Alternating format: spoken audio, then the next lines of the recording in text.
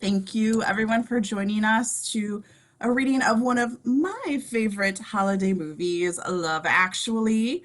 My name's Anne. I will be your host this evening, and I will also be playing Karen and Judy. Joining us as the lovely Prime Minister, as well as Harry, we've got Jeremy. Yeah. Kenzie will be joining us as Natalie. We've got Travis. He's going to be Mark and Bernie. And Colin Frissell, which is just the silliest character. I love it. Amy is going to be our Juliet this evening. We've got Michael. He's going to be our Daniel. George is going to be our Uncle Jamie. We've got Eric. He's going to be our Sam and Carl this evening. We've, huh? Hello. Hello. We've got April joining us for the first time on Quarantine Theater. She's going to be our Aurelia and Joanna. And as Billy Mack, the man, the legend, Hunter.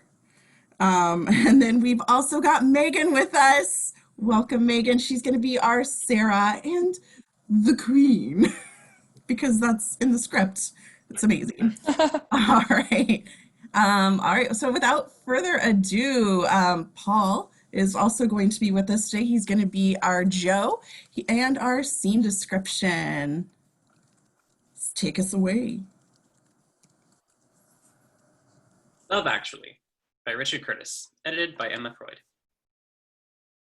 Interior, Heathrow Arrivals Gate, day. A voiceover in darkness. Whenever I get gloomy over the state of the world, I think about the arrival gate at Heathrow Airport. And we start to see this, as stylish but real documentary as possible, the most miscellaneous of groups and couples at the arrival gate, all kissing, all full of affection and emotion. General opinion's starting to make out that we live in a world of hatred and greed, but I don't see that. Seems to me that love is everywhere. Often it's not particularly dignified or newsworthy, but it's always there. Fathers and sons, mothers and daughters, husbands and wives, friends and strangers. When the planes hit the Twin Towers, as far as I know, none of the phone calls from the people about to die were messages of hate and revenge. They were all messages of love. If you look for it, I've got a sneaky feeling you'll find that love actually is all around. Interior church day. Cut to two men's faces, well dressed up in wedding ties and coats.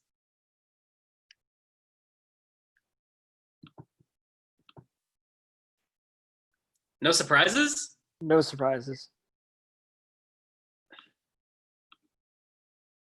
Pull back. They are best man and groom waiting at the end of an aisle. The church is funny, sunny, and full. Not like the stag night. Unlike the stag night. Do you admit that the Brazilian prostitutes were a mistake? I do. And it would have been much better if they'd not turned out to be men? That is true. The music starts up. Pachelbel's canon. Enter a really lovely, optimistic girl in her wedding dress. This is Juliet. Good luck, kiddo. And he picks up his video and starts discreetly to film proceedings. It's one of those where you can view through a screen, rather than holding it to your eye. As the bride walks up the aisle, a sweet, slightly chaotic 30-year-old called Sarah sneaks in just behind her, switching off and putting away her mobile phone. She sits down next to a friend called Jamie, 38, good-looking and good-natured. The bride goes on walking, exchanging a blissful smile with her husband-to-be. We cut through moments of the wedding service. Fingers, rings, kiss, Bibles, signing the registry. It's now the end of the service. They're back in front of the altar. And you resisted the temptation for any surprises? Yes, I'm mature now. Now bride and groom turn and head down the aisle. The organ strikes up a traditional church exit song. Then it changes and starts to play something that sounds suspiciously like the Marseillaise. Peter looks a bit surprised, turns to look at Mark, who looks innocent. As the music changes, a curtain that has been hiding the contents of the balcony drops. Behind it is a 100-strong choir. They begin to sing. Love, love, love, love, love, love.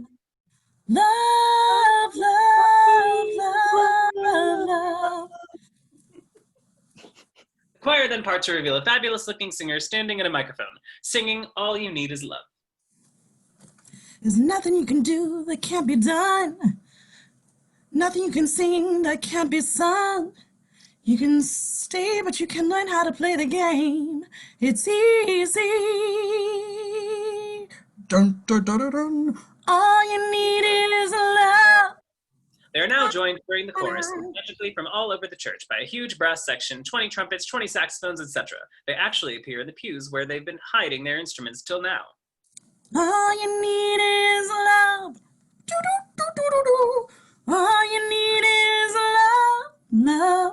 Love is all you need. The bride, Juliet, is radiant, adoring it.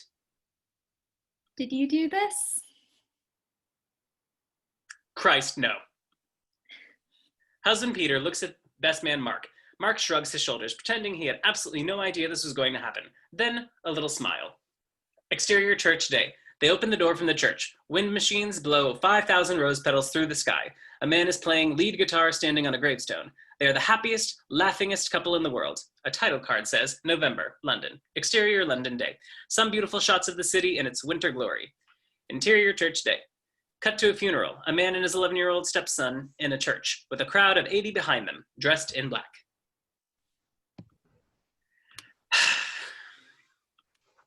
And now Daniel wishes to say one last thing. Daniel gets up and faces the guests. Behind him, a simple slide projector screen shows a portrait of his wife. As you know, Joe and I had a lot of time to prepare for this moment. Some of her requests, for instance, that I should bring Nicole Kidman as my date to the funeral. I'm confident she expected me to ignore, but others she was pretty damn clear about. When she first mentioned what's about to happen, I said, over my dead body. And she said, no, Danny, over mine. And as usual, my darling girl, and Sam's darling mom was right, 100%. So she's going to say her final farewell to you, not through me, but inevitably, ever so coolly, through the immortal genius of the Bay City Rollers. Through the speakers whams the Bay City Rollers' atrocious cover version. The projector screen shows terrible shots of the Rollers in their heyday, more shots of Joe, and then settles on an utterly gleeful 12-year-old girl, clearly Joe, totally decked in the scarf, badges and hats of Roller Mania. I forgot to assign this. Bye bye, baby, baby, goodbye. Bye bye, baby, bye bye. I don't know the song very well. The congregation are torn between smiles at this song and the stills, and the real sadness of it all. More titles. Interior Jamie's house today. Jamie, who we glimpsed at the wedding, comes back into a house. He has a slight, touching, mid-sentence stutter. He unlocks the door into the large living room. At that moment, another slightly younger man enters the room through an internal door. Hello? What the hell are you doing here? Oh, I just popped over to borrow some old CDs. Did the lady of the house let you in? Yeah. Lovely, obliging girl. Just thought I'd pop back before the reception, see if she was feeling better. Look, I was thinking that maybe we should take Mom out for her birthday on Friday. What do you think? I feel we've been bad sons this year. Okay, that sounds fine. A bit boring, but fine. There's a call from off. Put the kettle on, will you, darling? I'm a slave to love. He starts to do so, and then continues to do so, sort of in slow motion, as he talks on. This is a bit odd, actually. My girlfriend doesn't know I'm here, and she calls you Chris, not darling, unless she calls you darling when I'm not here, in which case the reason you're here is probably less to do with borrowing, let's say, an old Paul Simon album, and more to do with, let's say, you're having sex with my girlfriend when I'm out. Jamie, what can I say? Well, you could say it's not true. I am here because I had a passionate craving for the music of Art Garfunkel's best friend. Forget the tea, babe. I've located a packet of 3. If you get a move on, we could finish them off by the time old Pencil Dick comes home. On the other hand, maybe you couldn't honestly say that. More titles. Exterior London streets day. Cut to the PM's car moving along the embankment with bike riders. Cut to the car driving up Whitehall. Exterior Downing Street day. Cut to outside 10 Downing Street. Huge noise. Press and people. Out of the car comes the new Prime Minister. He waves. Huge cheer. In his 40s. He's an attractive man. He enters. The door closes behind him.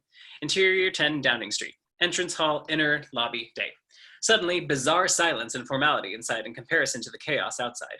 There to greet him is his personal advisor, 40, a woman, Annie, strong and intelligent looking. His demeanor immediately changes. He deformalizes. Welcome, Prime Minister. Oh, this sounds so bizarre. I must work on my wave. How are you feeling? Dazed and confused. Would you like to meet the household staff? Yes, anything to put off actually running the country. Cut on. He goes along a line of employees. This is Terrence. Good morning, sir. I had an uncle called Terrence. I hated him. He was a pervert. Like the look of you, though. I like it. I like the look of you. Not like he looks like you.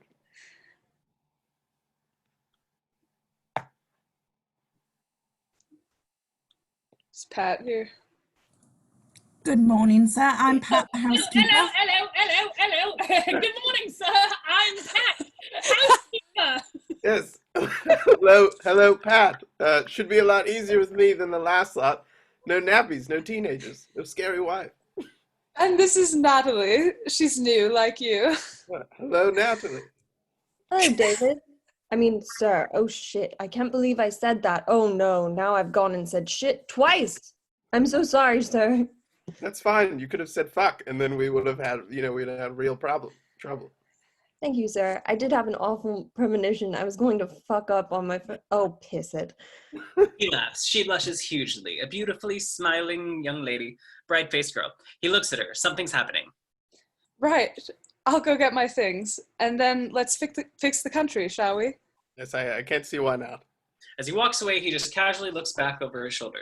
Natalie is one of the things he looks back on. Interior PM's office, 10 Downing Street Day. PM enters and closes the door and suddenly pins himself back against the door, like a man being pursued by the police. Oh, no. Oh, jeez. Oh, bugger. That is genuinely bad timing. Interior reception hall, night. It's the reception of the All You Need Is Love wedding. Later that night, the newlyweds are dancing to a slightly dodgy hired band. Our best man, Mark, is filming them. Near him is Sarah, still talking on her mobile. A perky waiter in a messy black tie approaches him. He's called Colin. Delicious delicacy? No thanks. Colin heads on to Sarah. Taste explosion? Totally uncharmed, she just shakes her head. Colin heads off discouraged. He sees another pretty girl by the door to the kitchen. Food? No thanks. Yeah, bit dodgy, isn't it? Looks like an alien's finger, or it tastes like it too. I'm Colin, by the way. I'm Nancy. How do you fit here? Bride, groom, viziers built on the side. No, I did the food. Groovy, yes, yum. Second time the glory of it just hit you between the eyes. He clips through the doors into the kitchen. Interior, reception, kitchen, night. Colin sits down next to another quite geeky guy called Tony, a friend who's just come along for the ride. He wears normal clothes. At last, I've worked out why I could never find true love. What's that? It's not me. It's English girls. They're stuck up, you see, and I'm primarily attractive to girls who are, cooler, game for a laugh, like American girls. So I should just go to America and I'd get a girlfriend there instantly. What do you think? I think it's crap, Colin. People are the same the world over. Wherever you go, you'll still be dull and ugly. Girls will still hate you. No, that's where you're wrong. American girls would seriously dig me with my cute British accent. You don't have a cute British accent. Yes, I do. I am going to America. Don't act on this whim, Colin. You're lonely, ugly arsehole, and you must accept it. Never. I am Colin, god of sex. I'm just on the wrong continent. That's all. He winks at a passing waitress. She totally freezes him out. They both think it proves their point. See? Interior reception hall, night. Cut to the newlyweds dancing to a horribly performed classic tune. The band isn't the best in the world. Mark is filming them. Sarah, the phone girl, comes and sits next to him. She watches him curiously, then, gently. Do you love him? Sorry, I'm sorry. Who? What? No, I just thought I'd ask the blunt question in case it was the right one and you needed to talk to someone about it, and no one had ever asked you, so you'd never been able to talk about it, even though you might have wanted to. No. No is the answer. No, absolutely not. So that's a no then. Yes. No. Little pause. He turns to filming. This band, what you reckon the worst in history? Probably. I think it all hangs on this next song. What will they go for? Cut to the lead singer. Here's one for the lovers. That's quite a lot of you, and I shouldn't be surprised in a half. Cut round a bunch of happy couples. The famous intro plays. They've done it. It's official. Worst band in the world. And they called it Puppy Love. Interior recording studio day. Cut to a recording studio. A wonderful-looking, battered, 55-year-old ex-giant of rock is singing in a little black booth. 3 noisy backing singers are really going for it in the studio outside. I feel it in my toes. Love is all around me, and so the feeling. Joe, his manager, is in the control room with the engineer. Joe is unprepossessing, woolly, chubby, moist, in his 40s.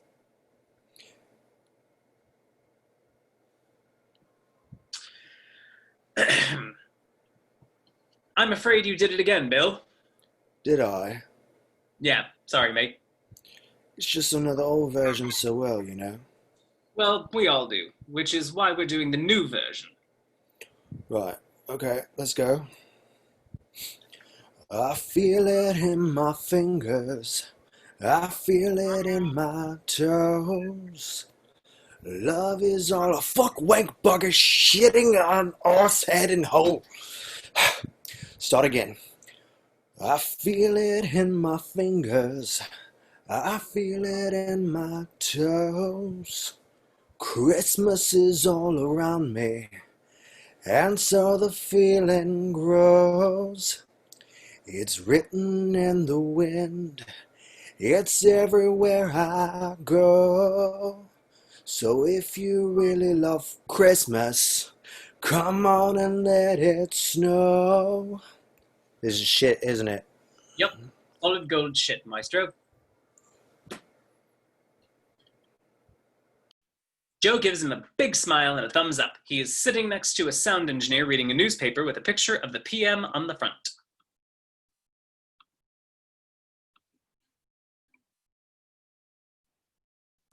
Think the Prime Minister's a poof? Oh yeah, definitely. The full pink trouser. Interior, PM's office, 10 Downing Street, day. A few days later, the PM's study again. He's dealing with his 60-year-old secretary.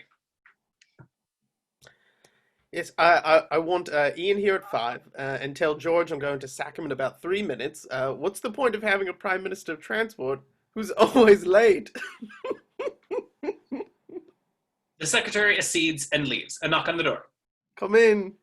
It is Natalie, carrying some files in a tray. These have just come through for you from the Treasury, and this is for you. He smiles. The tray has a teacup with 3 biscuits on a plate. I was hoping you'd win, though, of course, I'd have been perfectly friendly to the other bloke, just always giving him the boring biscuits with no chocolate. Thank you. She leaves. He drops his head, slamming it on the table in despair. Oh, God, come on. You're the Prime Minister, for God's sake. Interior, Daniel's office, Daniel's house day. And now we cut to Daniel, the stepfather and husband from the funeral, sitting very alone in his office in his house, his head also on the desk. A moment of stillness and sorrow. Then he lifts his head, picks up the phone, and dials. Karen, it's Daniel. Can we talk? I'm sorry, I sort of literally don't have anyone else to talk to. She is in her kitchen, obviously mid-40s, very English, still quite nice looking, and good. Absolutely. Horrible moment now, though. Can I call you in a minute? Of course. Doesn't mean I'm not just terribly concerned that your wife just died. Understood. Bug her off and ring me later. He hangs up. Interior Karen's house a day. Karen goes back to the question in hand. Her 2 children, just back from school. Daisy is sweet and 6. Bernie is grumpy and 10. Karen is cooking chicken kebabs for their dinner. So, what's the big news then? We've been given our parts in the nativity play. I'm the lobster. The lobster Yes, in the nativity play. yes, first lobster. There was more than one lobster present at the birth of Jesus. Duh. Right. And what about you, Barney? Bernie is unpleasant, grumpy little bugger. I want to be a lobster, but I'm an angel. I hate angels. They're just made up rubbish. Oh, I don't know about that. It's just that these days they probably don't have wings, so we don't recognize them. They probably just look normal like you and me, but still cunningly wander around doing good. In our play, they don't do any good at all. They just stand there looking like poofs, and standing isn't baby Jesus great when everyone knows he's just a stupid doll. I want to be a lobster. And by the way, Toby says Uncle David is a dickhead. He's probably right.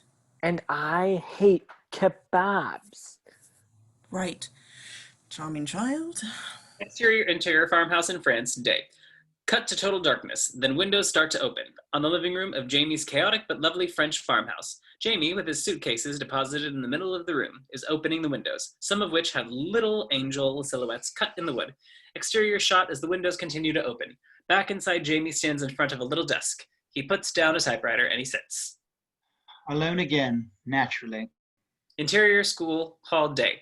Cut to a group of children singing at school. They are singing Catch a Falling Star.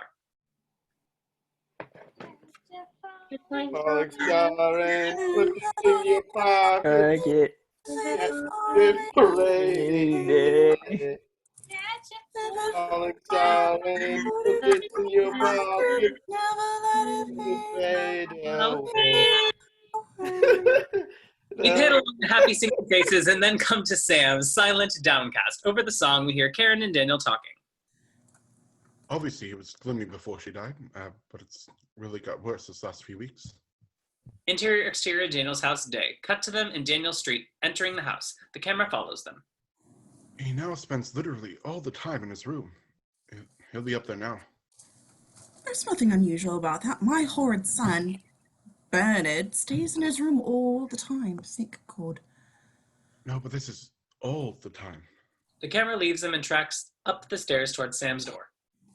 And I'm afraid, that there's something really wrong. I mean, clearly it's about his mom, but Christ, he might be injecting heroin into his eyeballs for all I know. At the age of 11? Well, maybe not in his eyeballs then, but maybe just his veins, and then he just listens to music videos all night and watches them. The camera sits on the door. Exterior balcony of Daniel's room, house, day. Daniel and Karen standing on the balcony outside the house. The problem is, it was his mom who always used to talk to him, and I don't know.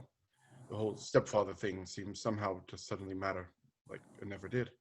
Hey. It was always going to be a total shit time.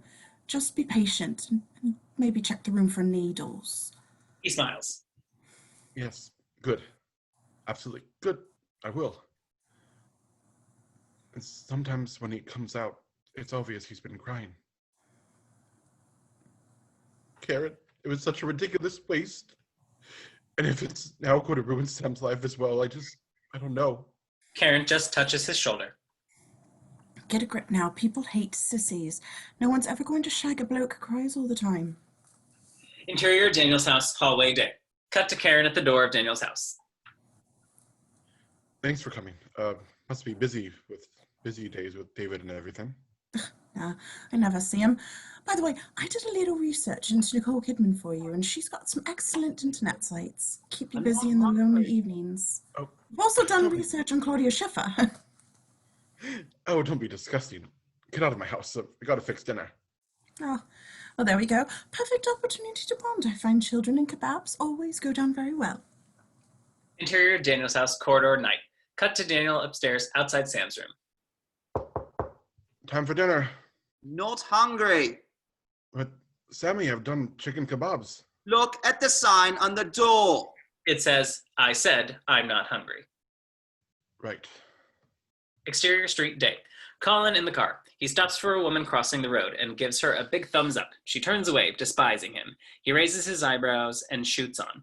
He pulls up, opens the car door, and in gets Tony. They're the two who were discussing America at the wedding. Interior, Colin's car, day. Exciting news. Tony, exciting news. What? I've bought a ticket to the States. I'm off in 2 weeks. No! To a fantastic place called Wisconsin. No! Yes, Wisconsin, babes. Here comes Sir Colin. No, Cole. There are a few babes in America, I grant you, but they're already going out with rich guys. You'll just end up in a dingy bar snogging someone who's the spitting image of your mom. And that's not nice. And I should know, I've tried it. Nah, you're just jealous, Tone. You know perfectly well that any bar anywhere in America contains beautiful and more likely to have sex with me than the whole of the United Kingdom. That is total bollocks. You've actually gone mad now. No, I'm wise. Stateside, I'm Prince William without the boring relatives. No, I mean it. No, Colin. Interior, the Fair Trade Office. Morning. Colin enters. He's the guy who brings sandwiches round to companies. It's an interesting place. A fair trading company mixture between charity and the body shop. Big and messy. 50 people. Lots of smartly designed posters and marketing stuff on desks and walls. Colin is very bouncy. He smiles and does a thumbs up at a beautiful girl at one desk. No reaction. Stay with her. Her name is Mel. She gets up and knocks on the door behind her. Come in.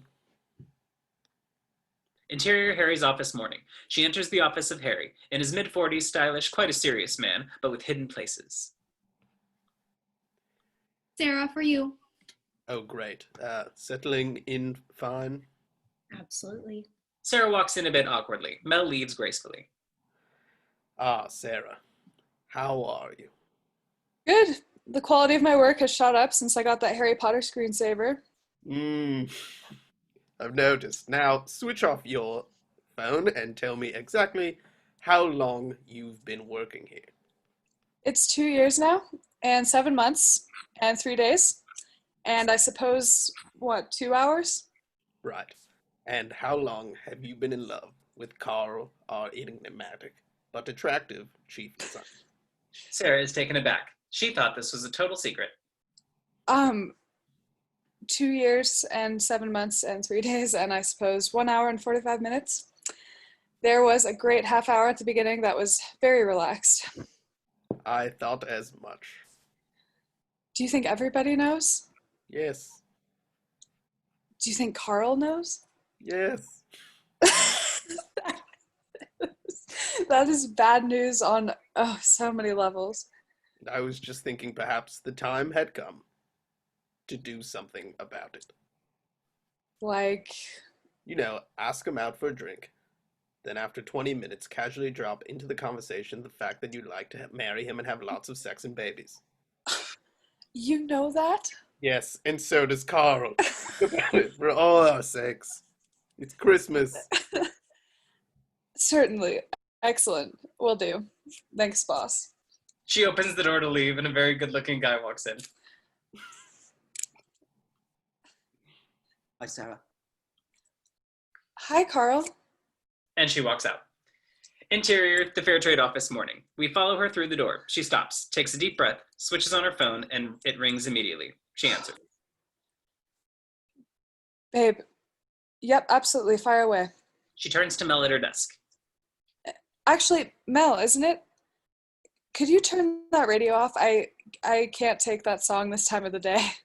We realize that in the background we have been listening to Christmas is All Around. Interior radio station studio, day. A local radio station, a disc jockey at the mic. Christmas is all around, just coming to an end. That was the Christmas effort by the once great Billy Mack. Oh dear me, how the mighty fallen. I'd call the worst record I've ever heard this century, and...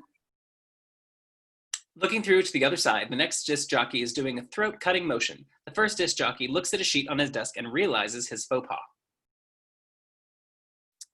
And yes, coincidentally, I believe Billy is a guest on my esteemed colleague's show in a few minutes' time. Welcome back, Bill. Interior radio station foyer, day. Cut outside. Joe and Billy sitting there in the foyer where the station's output is on, just looking totally broken. Interior radio station studio, day. 10 minutes later.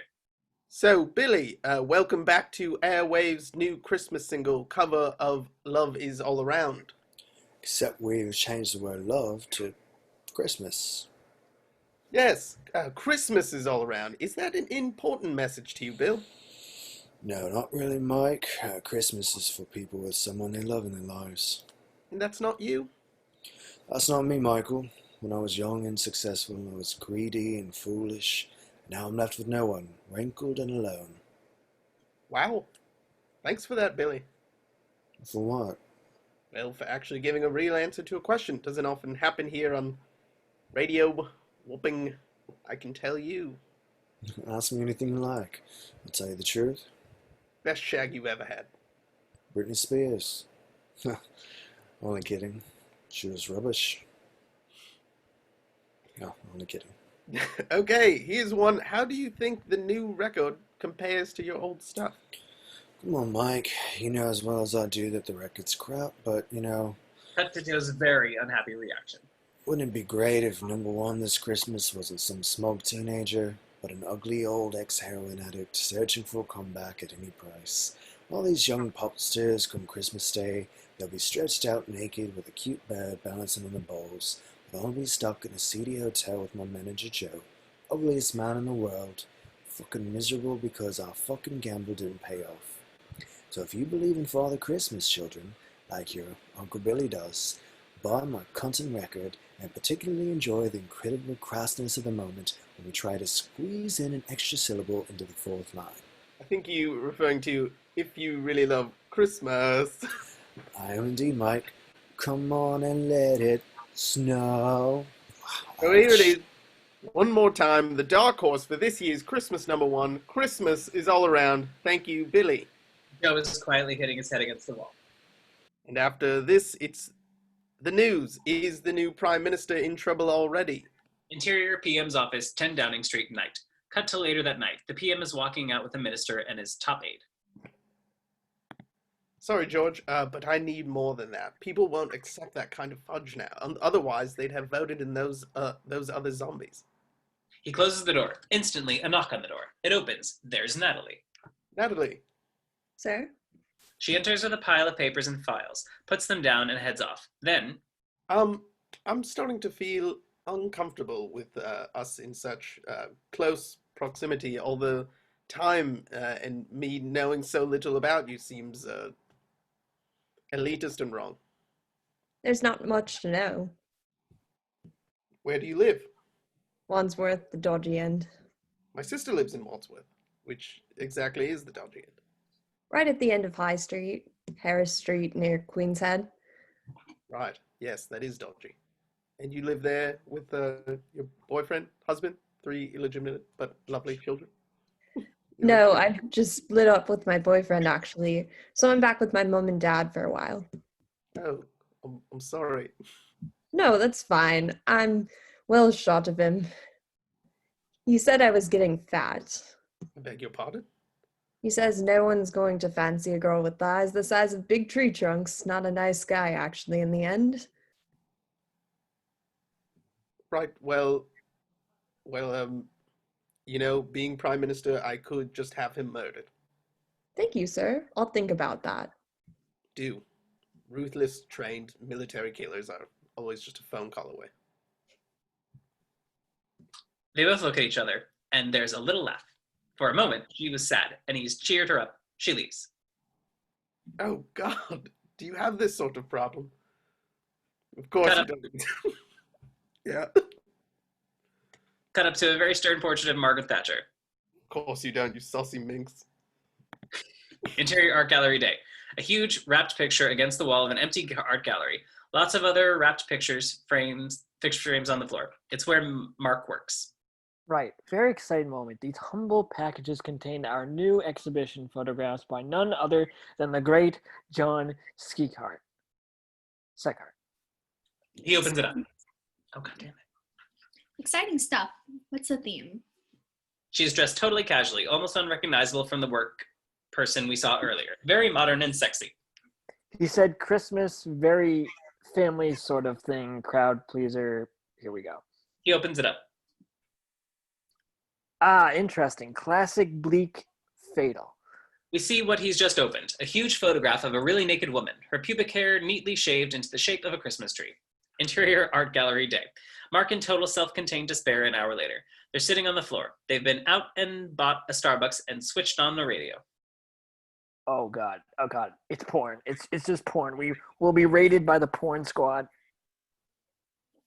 I'm thinking of having an affair with my boss. What do you think? Is he married? Yes. Bad idea then. The marriage vow is very sacred. Yes, though I'm a great believer in acting on instinct. Oh no, never do that. Or, of course, I could have an affair with you. Why not? Let's not go there. Looks at her. She's lounging gorgeously. Do you look as gorgeous as this at work? Yes, though in a different way. Then he's doomed, isn't he? I think so. She lights a cigarette. On the radio, we hear, 6 weeks to Christmas, and here's the one they're going to have to beat to that magic #1 slot. Yes, it's Westlife. Interior Harry's office day. Mel is there. She is, it must be said, looking gorgeous in her gray skirt suit. Right. The Christmas party, not my favorite night of the year, and your unhappy job to organize. Tell me. Basically, really, find a venue, overorder on the drinks, bulk, buy the guacamole, and advise the girls to avoid Kevin if they want their breast unfondled. It's done. Wives and family and stuff? Yes, I mean, not children, but wives and girlfriends, etc. Oh, Christ. You haven't got some horrible 6-foot gold-toothed boyfriend you'll be bringing, have you? No. I'll just be hanging around the mistletoe and hoping to be kissed. She looks at him hard. Suddenly, real electricity in the room. Really? Right. Ah. She walks out. He sort of shakes his head in a wake up what's going on way. Outside, Mel sits and starts up to type on her computer. Interior farmhouse in France, day, which blends through to Jamie typing in France, an old-fashioned typewriter and paper. A knock on the door. Interior, exterior, front, farmhouse day. Jamie opens the door. There's a confident, middle-aged Frenchwoman, Eleanor. She is clearly in charge of the house in some way, with a nice, thick French accent. Bonjour, mon Sorvenet. Bonjour, Eleanor. Welcome back. And this year, you bring lady guests? No, change of plan. Dommage. You're here till Christmas? Yes, when I return to the enormous bosom of my family. Good. I have found you this time a perfect lady to help clean the house. This is Aurelia. The shot widens to reveal, standing back nervously, Aurelia, a pleasant-looking, dark-haired woman, about 35. A nice face. Natalie Bay, not Emmanuel Hart. Isabel Hubert, not Isabel, wearing a very ordinary cheap dress. Bonjour, Aurelia.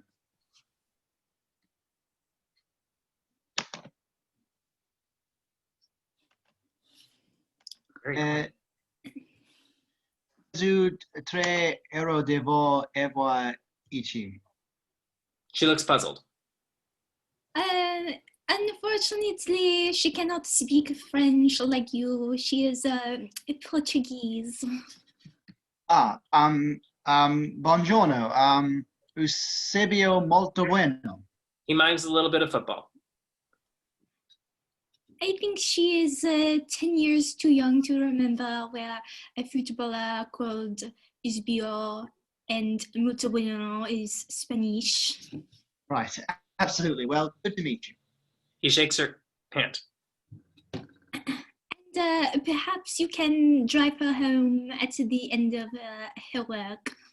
Absolutely. Con grande plesoro. Which is what? Hungarian. Yes. Interior, Daniel's house, corridor, office, morning.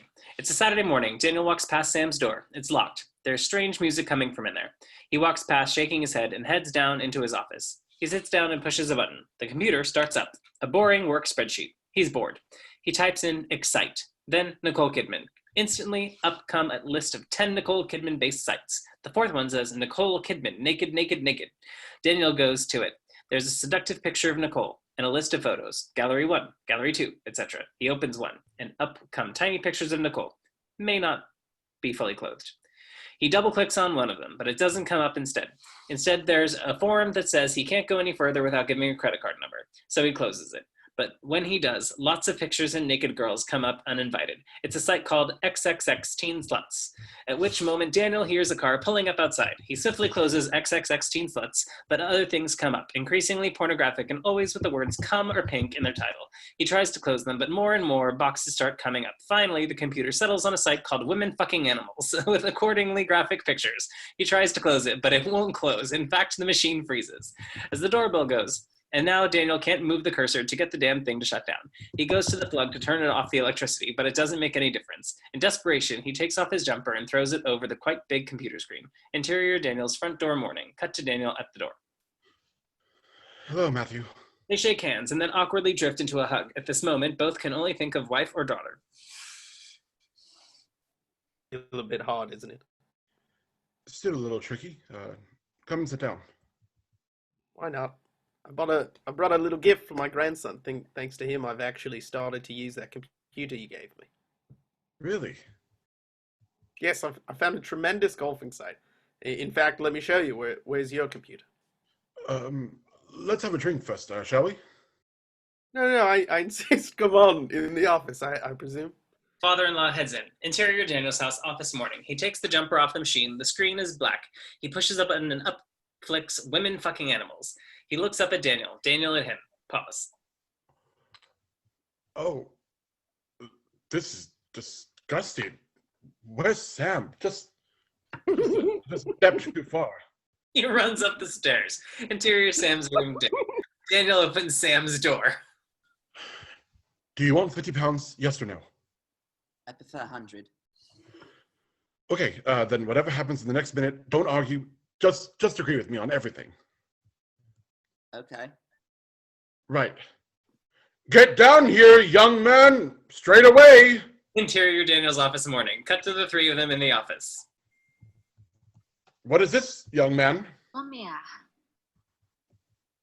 Oh, looks like a website about women having sex with animals.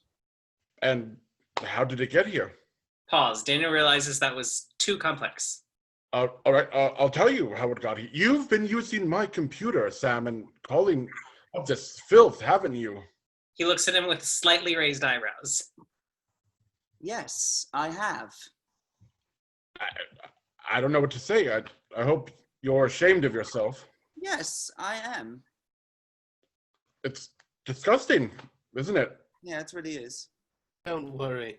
We all have different ways of coping with grief, and maybe, Sam, this is yours. Let's just switch the machine off. Sam pushes a button on the back. Daniel is taken aback. How did you do that? The cancel button on the back. Oh, right. Useful. Now let's all forget about it. I can't forget about it. I'm so angry with you, Sam. This is your pocket money docked for a month, young man. Exterior, bank cash machine day. Cut to 3 hours later, a cash machine. Out pops 100 pounds, 100 quid, and Daniel puts it straight into Sam's hand. Brilliant work, son. Exterior walk home day. They are walking home. Only one thing I don't understand. Why were you looking up women having sex with animals? I wasn't. I was doing some work and looking up Nicole Kidman for work reasons. And then suddenly when I tried to close the damn thing, the stuff came up. You must have been looking up Nicole Kidman naked. No. No, you must have. It's number 4 on the Nicole Kidman list. Nicole Kidman naked, naked, naked. If you just look up the Nicole Kidman homepage, it would have done that.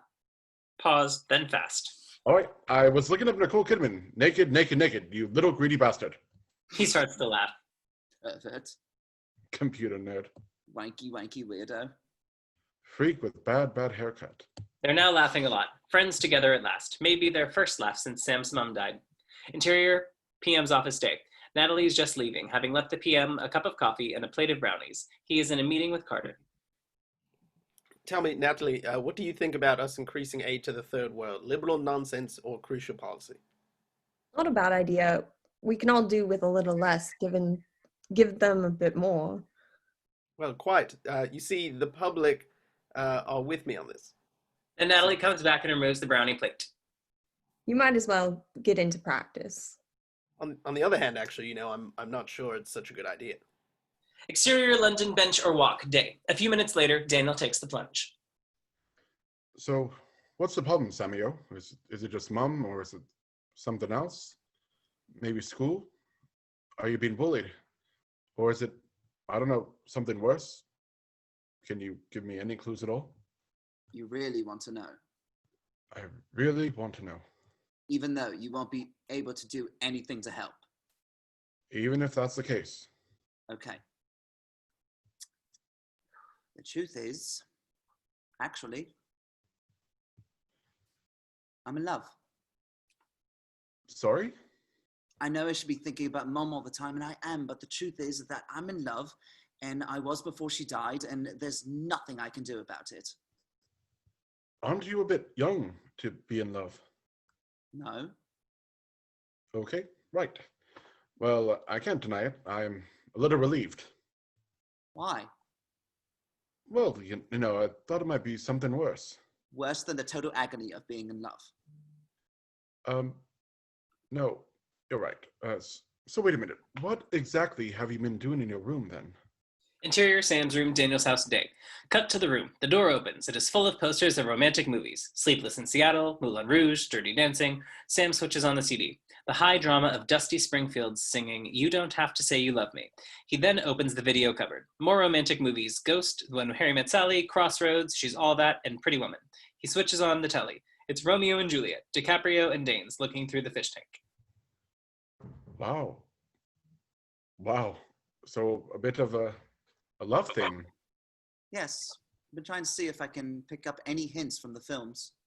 And then I find the songs just help. The phone starts to ring. Daniel answers it. If you're still desperate, you could come round for dinner tonight. No, thanks. Breakthrough. Good news. Tell me tomorrow. Interior Karen's house, day. She hangs up and turns to her husband.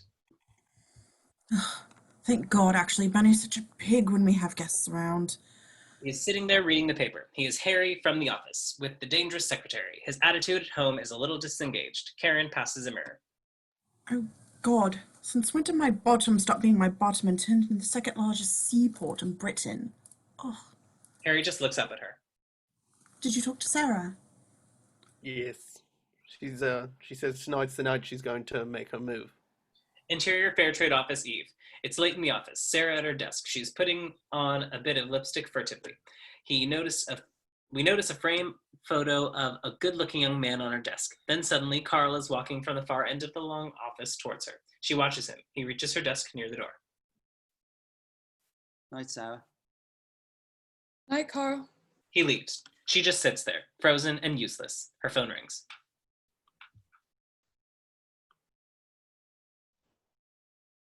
Oh, yep, absolutely. Free as a bird. Fire away. Interior Daniel's living room, night. A bit later, Daniel and Sam sitting opposite each other like an interview, each in the middle of a big couch. Daniel full of energy. We can definitely crack this. Remember, I was a kid once too. Come on, it's someone at school, right? Yep. And how does he feel about you? She doesn't even know my name. And even if she did, she despised me. She's 2 years older than me, and everyone worships her because she's heaven. Right. Good. Well, basically, you're fucked, aren't you? Sam nods. Interior Daniel's house, living room, night. Later that night, cut to Dirty Dancing, the end where Patrick Swayze is dancing very athletically. I've had the time of my life rocks. Sam and Daniel are watching. Although this is a thought, listen up. Maybe you could use your gymnastics to win her over. Surely that's very groovy and sexy. Sam does a brilliant handspring to get a Coke. No, she's an artist who despises all forms of physical exercise. Bugger. This is going to be tough. Interior film studio, day. Cut to a couple having slightly weird sex, rather half-heartedly. They're both dressed, and he appears to be taking her from behind, her leaning forward against a pillar in a stylish, dramatically lit living room. Okay, you could stop there. Thanks. Cut back to show the paraphernalia of a huge film crew. The DOP immediately slips into discussion with the director. The two stand-ins, because that's what they are, start to chat. They're two plain, sweet, simple people. Tell you, I thought I was never going to get here today. The traffic was... Unbelievable. Yeah, by the way, he introduced me as John, but actually everyone calls me Jack. Oh, fine. Nice to meet you, Jack. You got me right, though. I'm just Judy. Great, just Judy. The assistant director comes up. He is Tony, Colin's discouraging friend. He is not very comfortable with his job at this moment. Judy, could you take the top off this time? Lighting and camera need to know when we're actually going to see the nipples and when we're not, you know, shadowing things. Oh, yes, right, okay. At least it's warm in here. Absolutely. Gotta be ready for anything in this job, don't you? I was once standing in for Brad Pitt, and... Oh, unfortunately, we're going to have to hurry. We need to shoot the actors before lunch. Fine. Promise I won't look. She laughs a bit, then takes her jumper and bra off, pulling a bit of a what can you do look at John, and action. Then they start to mime the sex again. The cameraman stands very close, judging the light with his little machine. Jerry says, could you just put your hands on her breasts? He does so. And massage them, please. Right. It's Junction 13 that's just murder, isn't it? A total gridlock there this morning. Exterior Jamie's car in France day. Cut to France. Totally empty road. Aurelia and Jamie in the car. Total silence. Jamie getting embarrassed. He looks at the gorgeous valley they are driving through. Hello, Bella. She looks puzzled. Montano, agua. He kisses his fingers to show approval. She just looks slightly perplexed. No, right, silence is golden. As the Tremolo said, clever guys. Thought I believe the original version was by Frankie Valli and the Four Seasons. Great band. Ooh, oh, shut up. He just goes back to driving. Interior film studio, morning flat day. The two stand-ins having sex again. On a bed in an ultra-modern flat, he is fully clothed, she is on top of him. Still naked on top, a few mimed seconds. Tony still a bit shy about all this. My mistake. Sorry, guys. It's all to do with the effect of light on flesh and all that. Jerry would like absolutely everything off. That's me as well. Yeah. The things we do for a buck, eh? Cut to the DOP. Okay, let's see that again. The camera moves slightly sideways from where he's standing, measuring the light. To find they're now totally naked in the same position. They mime sex unpassionately and chat. So what do you reckon to our new Prime Minister? Oh, I like him. I just can't understand why he's not married, though. Oh, you know the type. Married his job. Either that or gay. And Judy, if you could just cheat the nipples a little left and down, please. I have to say, Judy, this is a real pleasure. Lovely to find someone I can really chat to. Thank you. Ditto. Bonk. Oops, sorry. All right, everyone. That's a wrap for the stand-ins. The actors are on their way down. Interior cabinet room, 10 Downing Street, day. All the cabinet are there, at least 4 women. Right. Before we start, there is one crucial issue of national importance that I feel we must sort out. He hands out a piece of paper to everyone.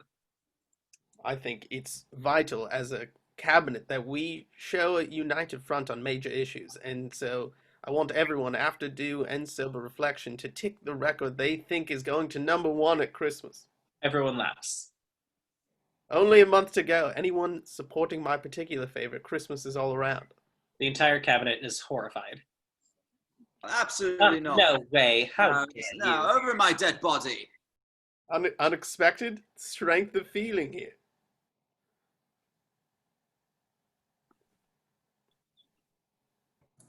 Prime Minister doesn't have a snowball's chance in hell.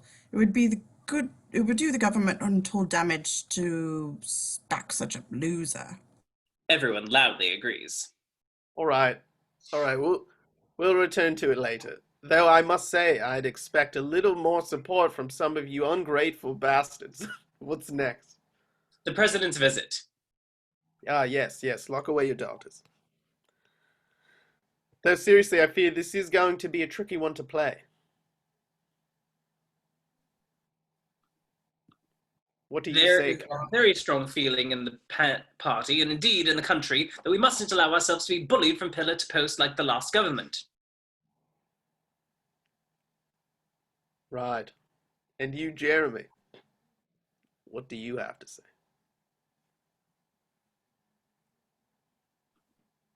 Here, here. This is our first really important test. Let's take a stand. Right, right. I understand that, but I have decided not to. Of course, we'll try we'll try to be clever, but let's not forget we are a very small country, one of many, and America is the most powerful country in the world. We're lucky to be friends and we'll behave accordingly. I'm not going to act like a child here. General grudging acceptance. Right. Now, who do I have to screw around here to get a cup of tea and a chocolate biscuit? At which moment Natalie enters with refreshments. Right. Exterior, Whitehall, 10 Downing Street day. Dramatic cut to huge crowds outside Downing Street. Bright sunshine, the doors open, and out of the car step 2 security guards and then the American president. He is immensely glamorous, a handsome, charismatic man. Interior, 10 Downing Street. Entrance hall, inner lobby, day. Cut inside the front door. This time it's noisy with lots of people, some press, huge numbers of staff. The Prime Minister and President shake hands. These two are kings of their domains, but the PM style seems quieter and more modest against the American sexy confidence. I'm sorry your wife couldn't make it. So is she, though she might have been kind of lonely. Yes. Tragic, isn't it? Just never been able to tie a girl down. I'm not sure politics and dating really go together. Really? That's not what I found. Yes, well, the difference is that you're sickeningly handsome and I look increasingly like my Aunt Mildred this way. They walk along the corridor and pass Natalie. Now that is what I call a good-looking woman. Yes, she's a lovely person. A burst of thunder outside. Interior TV studio day. Cut into the middle of a seedy, UK-type Saturday morning pop show. Billy being interviewed by Ant and D. Next to a big pile of pop prizes. Joe gets a word in just before the interview starts.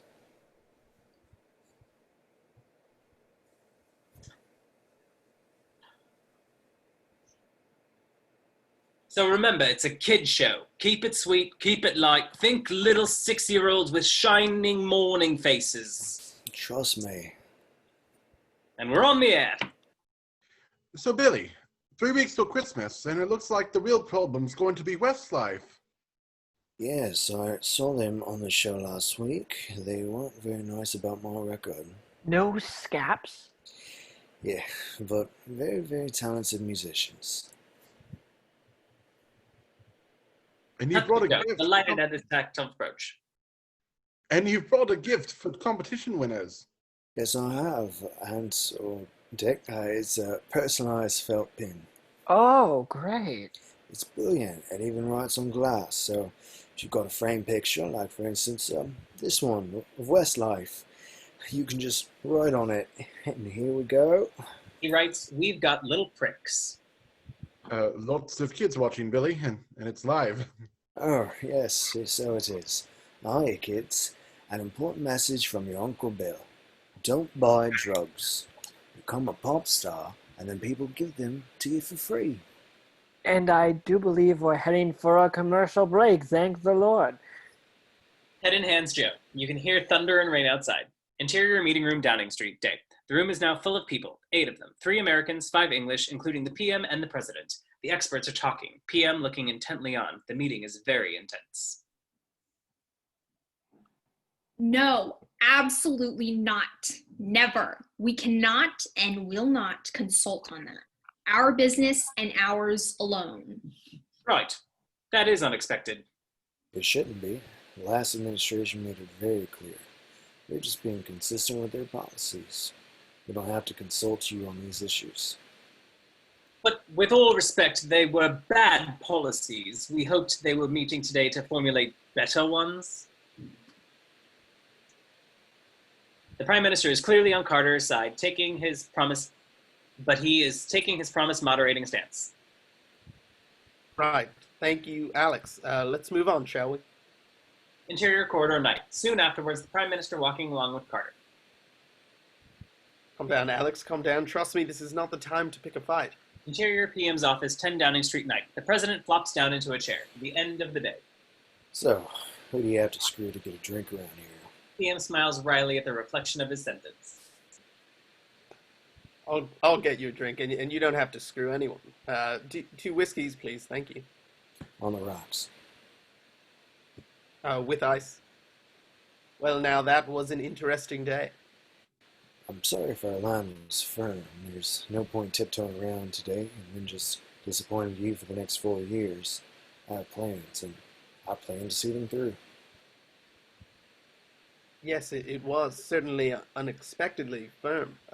There's one final thing I'd like you to take a look at. Very close to my heart, if you just give me a second. I'll give you anything you ask for, as long as you don't ask for something I don't want to give. PM walks out into the corridor, passing Natalie on the way with the whiskeys. He smiles at her in the awkward way of a man in love. The camera continues to follow him. Pathetic. He goes into the door, enters the second office, grabs a file, and walks back toward his study. He enters, and something odd is going on. The President and Natalie are standing in a guilty proximity, his hand on her hip. She blushes completely and moves a foot away. The President is unthrown. He just straightens his tie and reaches for his whiskey. Something weird happens to the sound for a second. This is awful for the Prime Minister. Great Scotch. I'll be going then. She walks out, her head bowed past him. Privileged to meet you, Natalie. I hope to see more of you. It's our two great countries work for a better future. Thank you, sir. She leaves. So, what are we dealing with here? Something very close to your heart. Yes, right. Yes, indeed. He's clearly quite shaken by what's happened. The camera lingers on him as he tries to gather himself. A clap of thunder.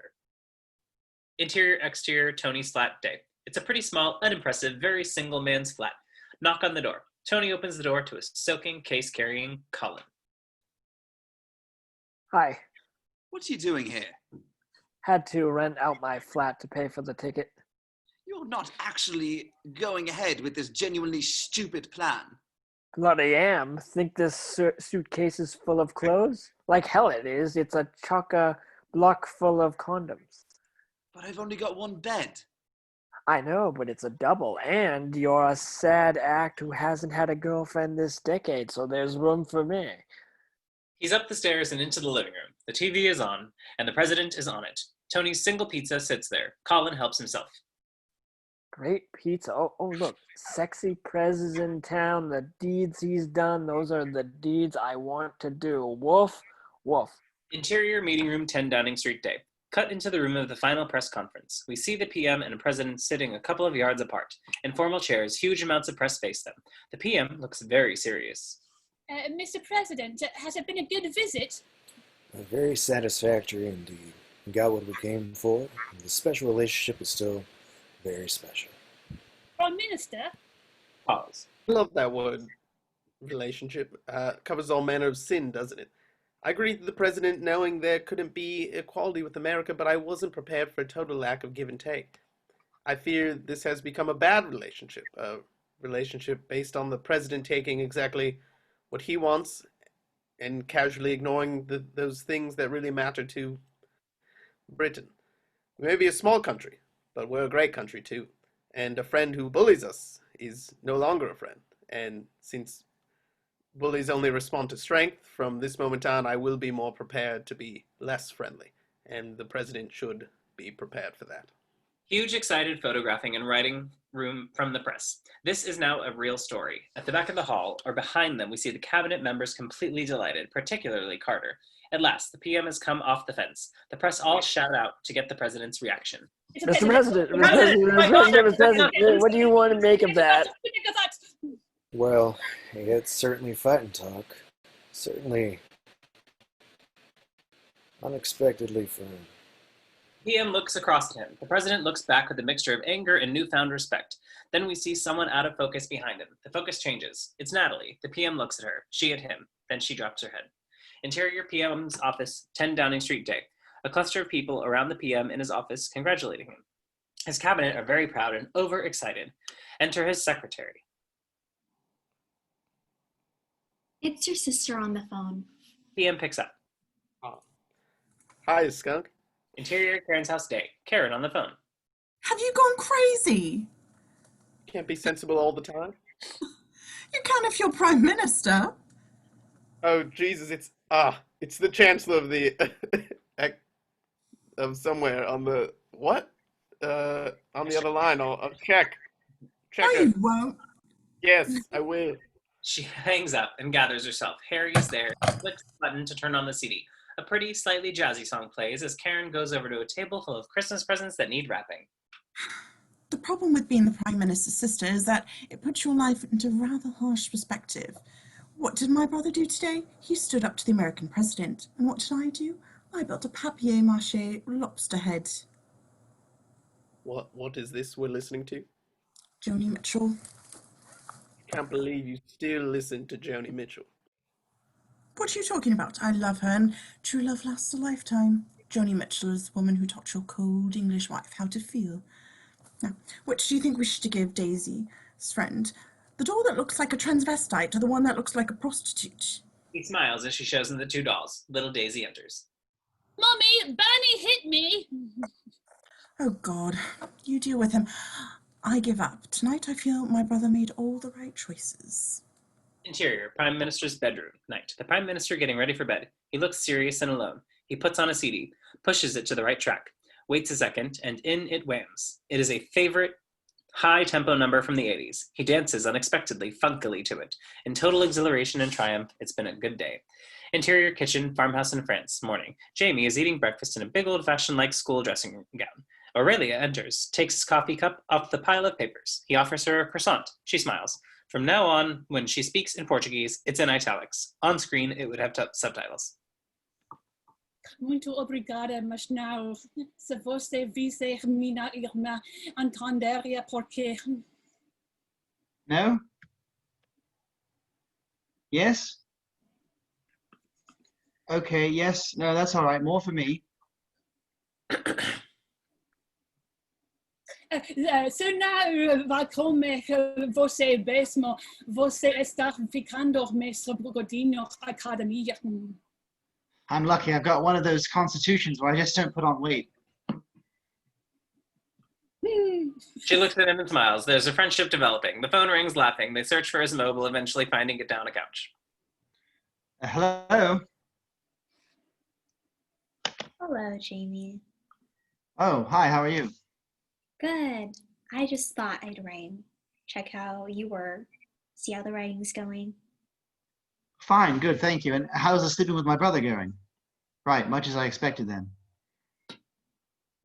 I just thought maybe with Christmas coming, we could get together for a drink or something. Or maybe not. Or, as you say, maybe not.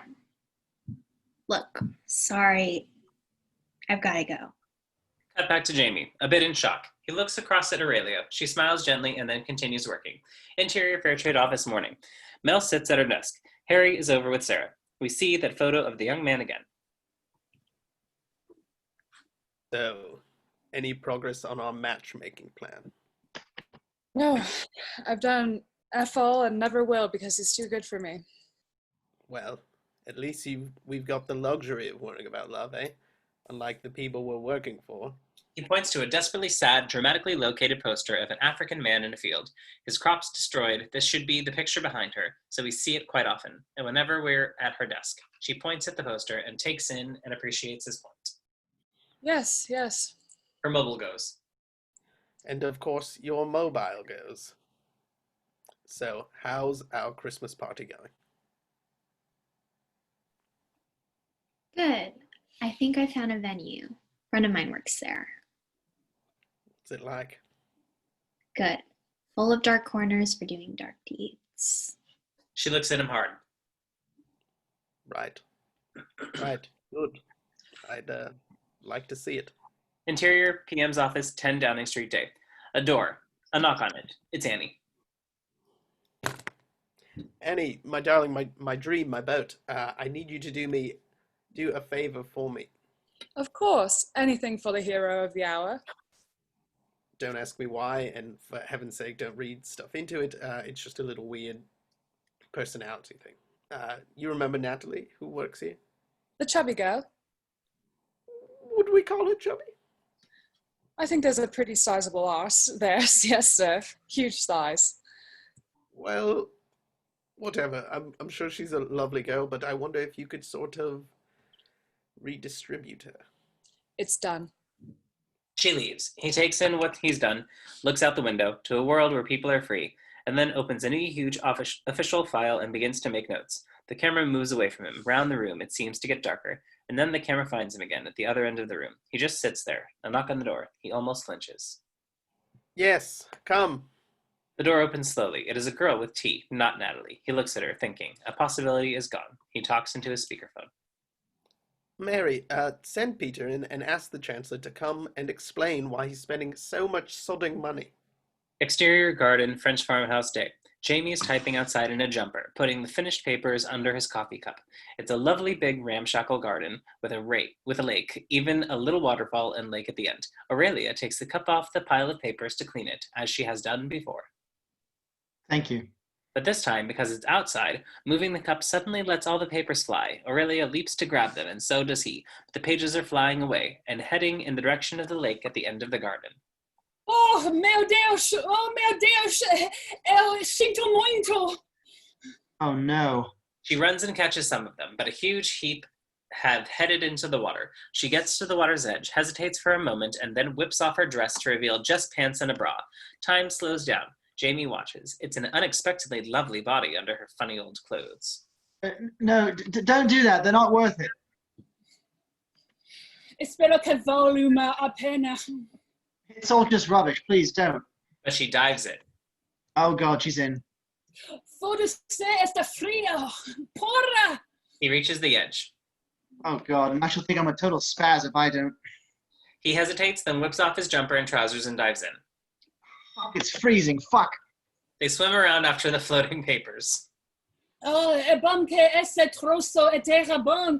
Não quero morrer de pneumonia para salvar uma merda que poderia ter sido escrita pela minha avó. Seriously, this isn't worth it. It's not bloody Shakespeare. Stop now. Stop. Enough. Oh God, what the hell is that? As he treads in disgusting mud. Interior living room, kitchen day.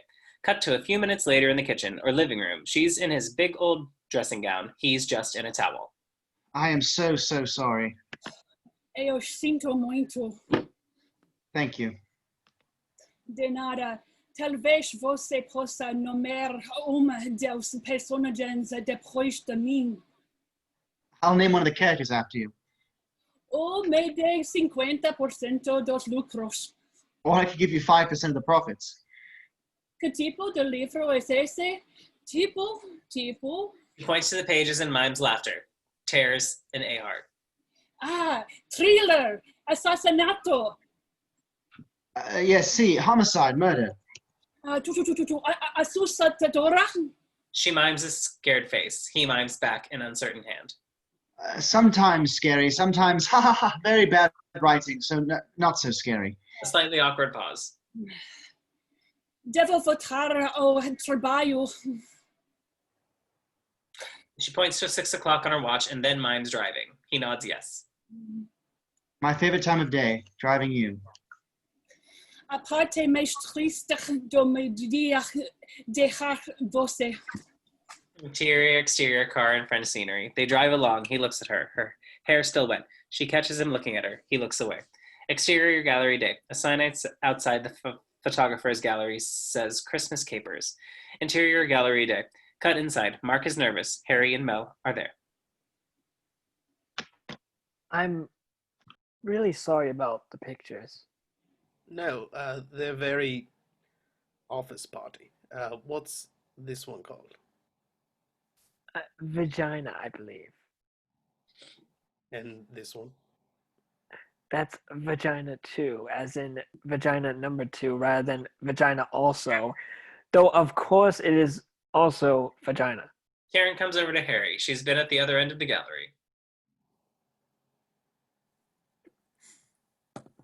And I think it's the best party venue ever. I particularly like the portrait of the four tops. Cut to a large photo of 4 black penises. Oh, Jesus. I've got to go see the scary headmistress. Bernie's in trouble again. Don't tell me. Take my advice, Mel. Don't marry. You give up work, you lose your looks, pour all of your life into your children, who in turn turn out to be total bastards. Well, certainly the boys do. Nice to meet you. See you later. She kisses Harry and heads out and passes. In the door, Peter, back from the honeymoon. Mark is thrilled. Pedro, hey, good to see you. How are you, you ugly bastard?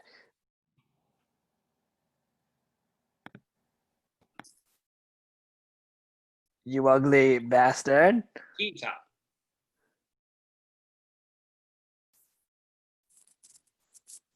Good, a huge relief to be back. All that sex wears a man out. Mel, dangerous perfection as always. Jesus Christ. I know. They look at one of the pictures. I mean, what is going on here?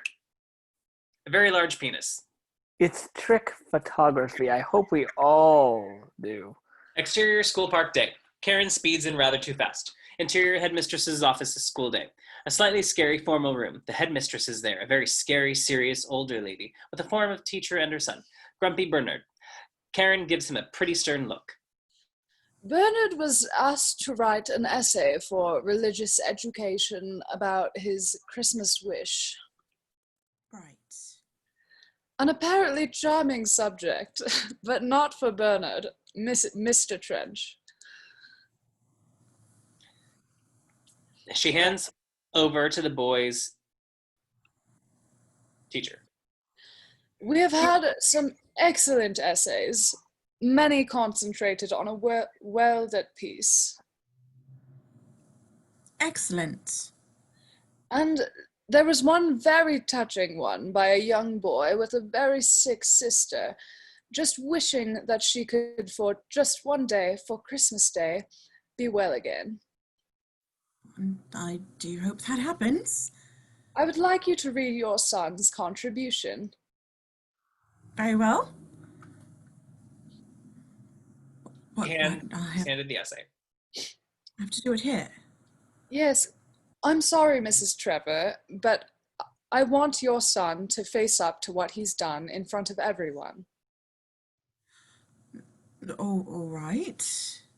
She starts to read. We hear her son's voice over and actually see the images he is describing. I have thought long and hard about what I would wish for at Christmas, but after long consideration... You've misspelt consideration, darling. Sorry. Karen shakes her head, disappointed, and goes back to reading. After long consideration, I have decided this is my Christmas wish, that just for one day, you could see people's farts. Cut back to Karen for a second. She looks up. They all know what she's just read. An atmosphere of great gravity. Can you imagine anything more fun? Interior, a Christmas home afternoon. A lovely traditional Christmas dinner is being eaten. All the family there. You get to the end of a huge Christmas meal and your grandmother lets rip, and at last, for once, she can't blame the dog. A small blue bubble rises up from the grandmother. Interior church night, an ideal old country church. You go to church and for the first time ever, it's fun. The place is just bubbling with blueness. Large farts out of tiny people. Small ones out of big people. The choir are all breaking wind. And then finally you get that moment we've waited for all of our lives. Interior, exterior, Buckingham Palace Day. It's the Queen's speech with blue farts in it. And we must, of course, never forget the importance of tradition. A hugely formal parade. Her on her horse, and the horse breaks wind. And the importance of family. Then a shot of her and her 2 sons walking through St. James Park. She breaks wind. Interior headmistress's office, school day. Karen shakes her head.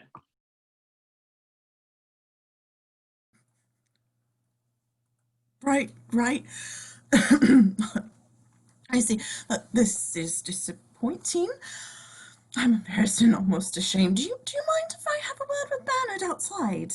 They go out into the corridor together. Interior school corridor day.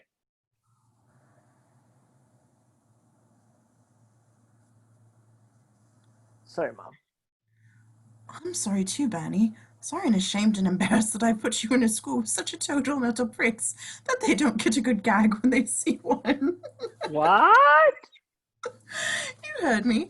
This is high-class comedy. This is first-rate stuff.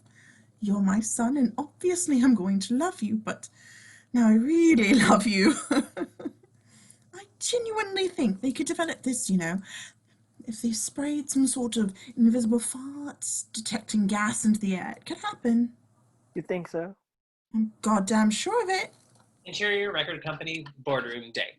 A large corporate boardroom. Billy is seated, Joe is pacing. You think so?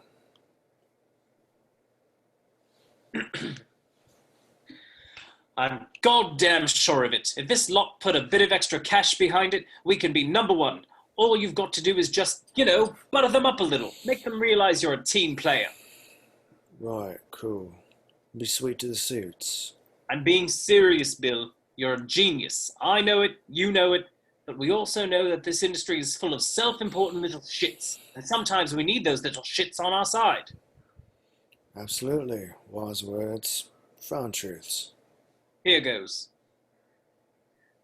The door opens. In come three quite hip-looking pop executives, two older guys and a younger woman.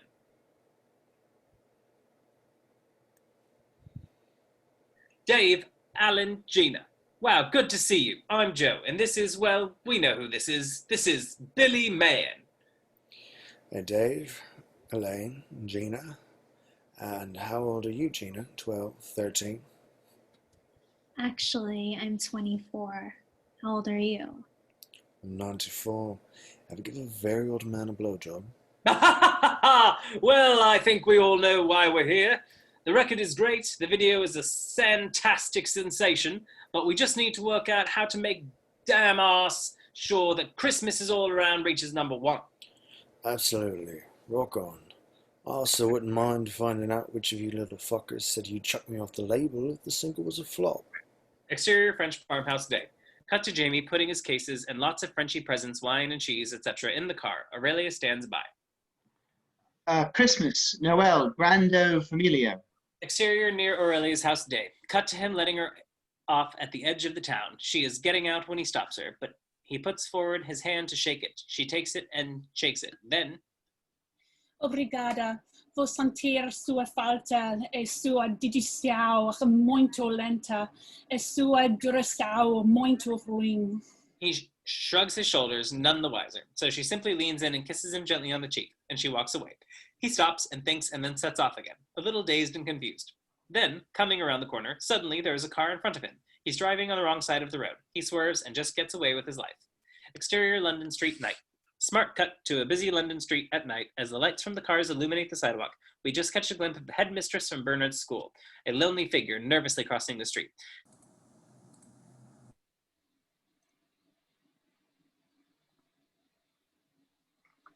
Exterior London street night. Smart cut to a busy London street at night. As the lights from the cars illuminate the sidewalk, we just catch a glimpse of the headmistress from Bernard's school, a lonely figure nervously crossing the street.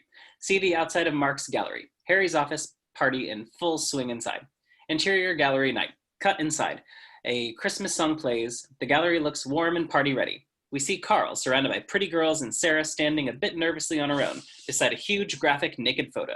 She is looking quite lovely herself.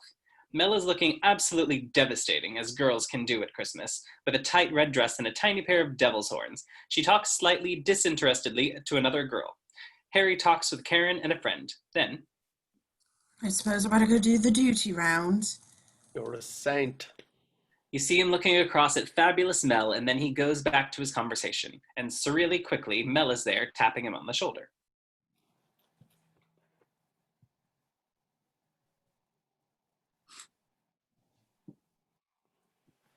Prism. You see him looking across at fabulous Mel, and then he goes back to his conversation. And surreally quickly, Mel is there, tapping him on the shoulder. Any chance of a dance with the boss? Yes, sure.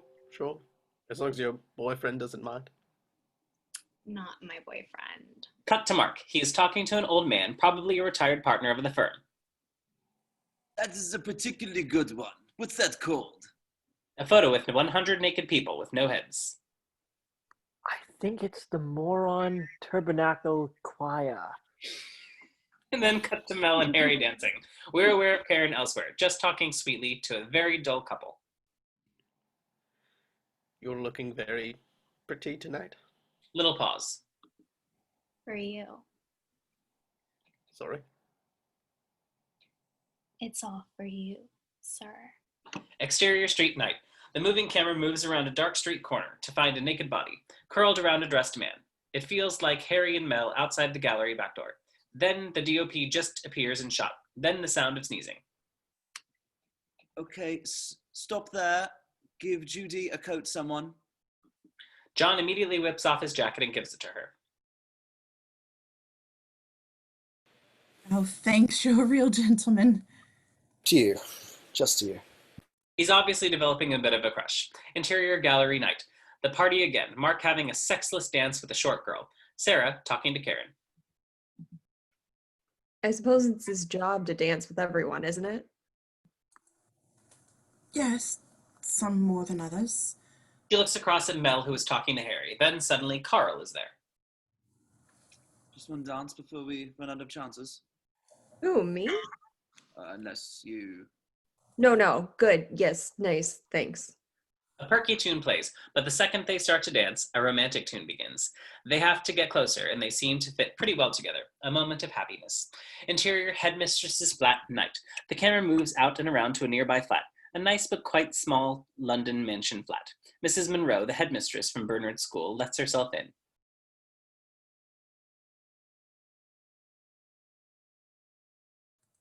Hello. Oh, welcome. The headmistress heads into the kitchen and calls out as she pours a glass of water. And how was today? Oh, you know, it comes in waves. Excellent episode of Starsky and Hutch after lunch. Those two are really very bad drivers indeed. Headmistress heads into the bedroom where her bed-bound partner is sitting in her pajamas. She is a very sick woman of the same age. You can tell immediately the dynamic of the relationship. Geraldine's the teasing funny one. Headmistress is the rock. Here you go. I've got some lovely sausages for you later. She sits down next to her. And how was school?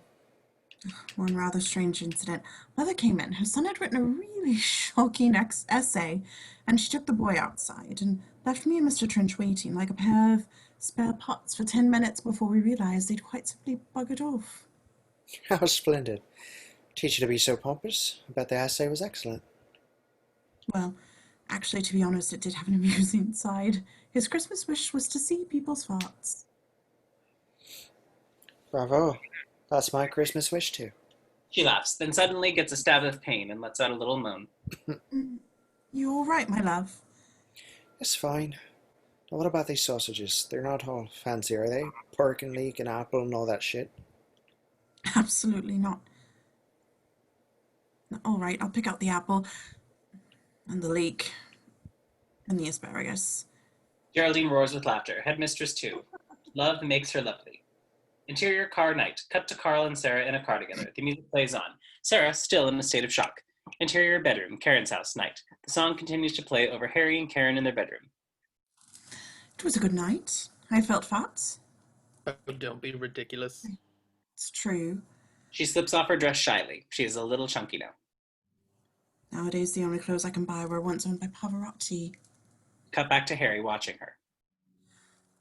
Mel's very pretty. Is she? You know she is, darling. Be careful there. Interior Mel's bedroom night. Mel slipping off her dress in her seductive bedroom. Red underwear. Startling figure. Interior hallway Sarah's flat. Night. Later that night in Sarah's hallway. Night. Good night.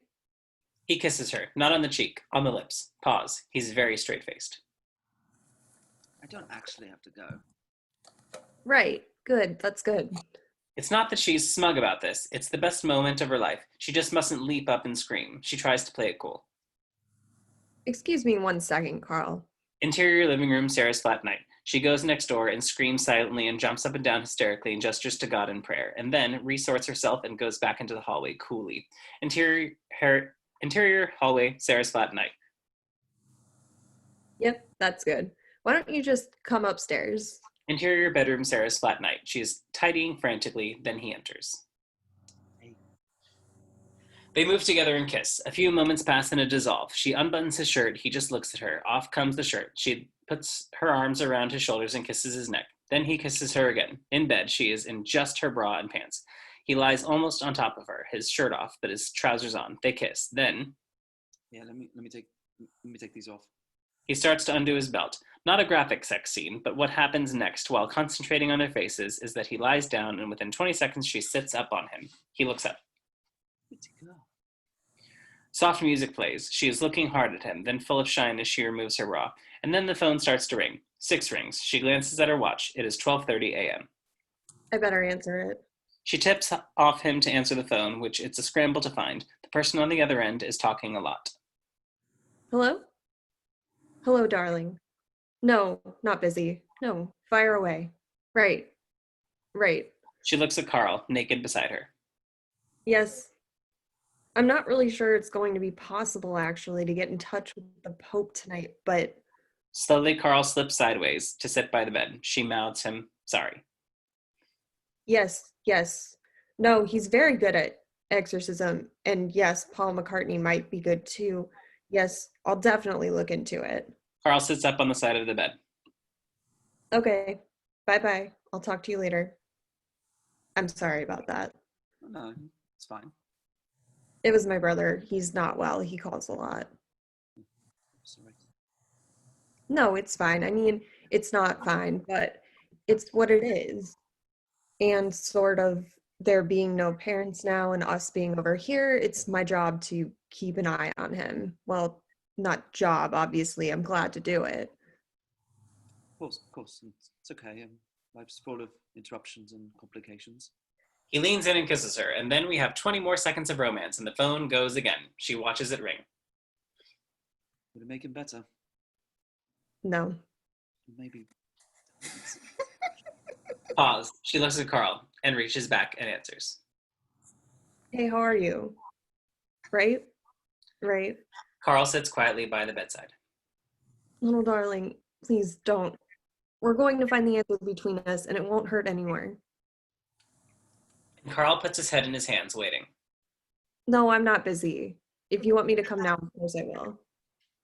And Carl just stares at her and she drops her head. Sad music plays, only the bed between them, but they're worlds apart. Interior bedroom, headmistress' flat night.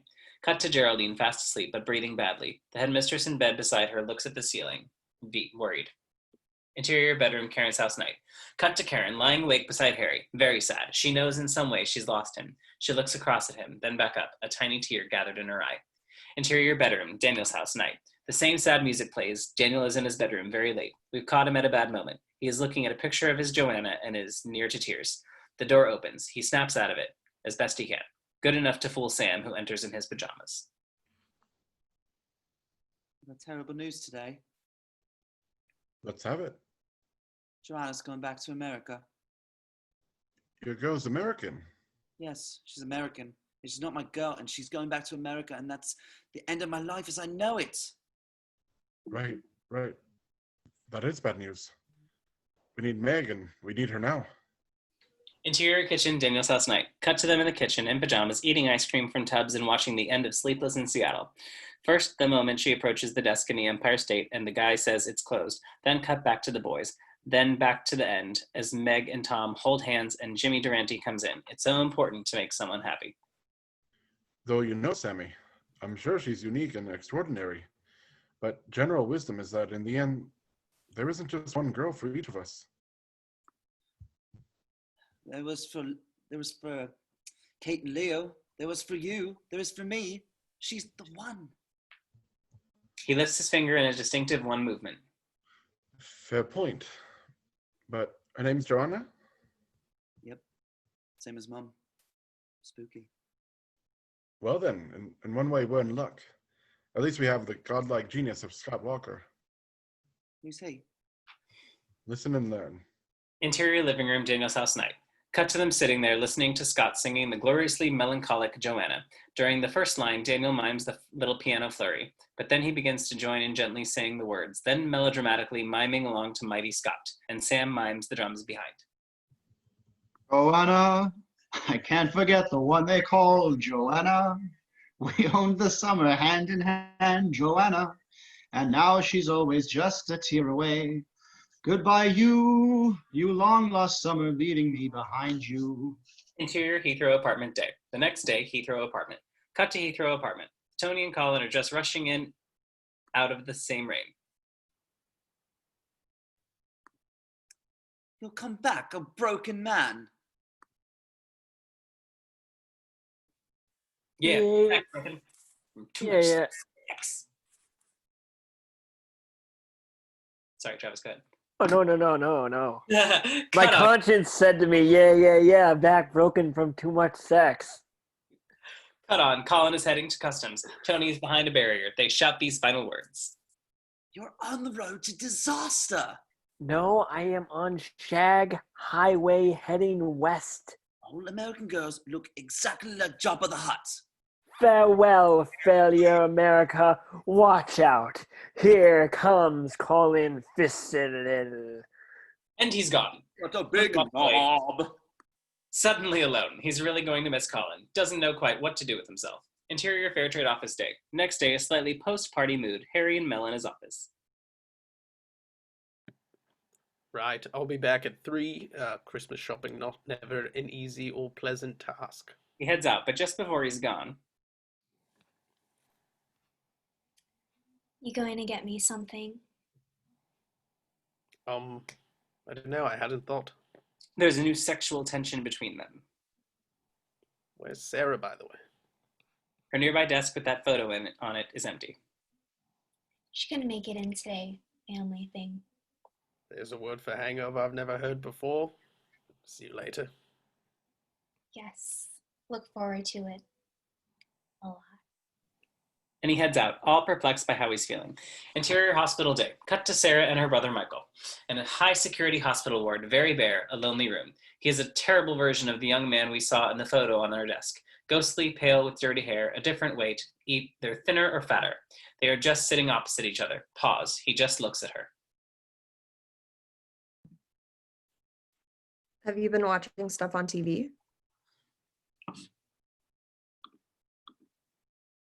No. Oh. Yes. Every night. Oh, good. They're trying to kill me. They're not trying to kill you, babe. Pause. He slowly lifts his hand to hit her. A male nurse moves to protect her. Sarah takes the raised hand and says very gently, Don't do that, my darling. Cut to Harry walking down the street. It's all hugely Christmassy now. Trees and lights everywhere. He takes out his mobile phone and speed dials. So, are you going to get me something? I thought I made it clear last night. When it comes to me, you can have everything. Slightly shocked, he passes Mark's gallery. Interior gallery, Peter's office, Juliet's office day. We move into the shop. Mark is also on the phone. 2 schoolgirls giggle in the background, inspecting the photos.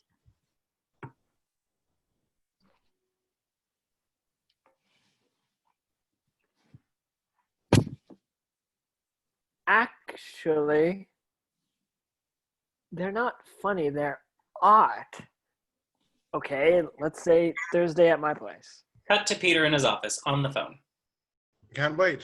We have exciting pictures of sharks. Cut to Peter in his office on the phone. But for now, I've got Juliet on the line. Can I patch you through? She wants to ask you a little favor. Mark sighs, not happy. Okay, fine. Thanks. And be nice. I'm always nice. You know what I mean, Marky. Try to be friendly. I'm always Funny clicking sound. Then, Mark, Hi, how was the honeymoon?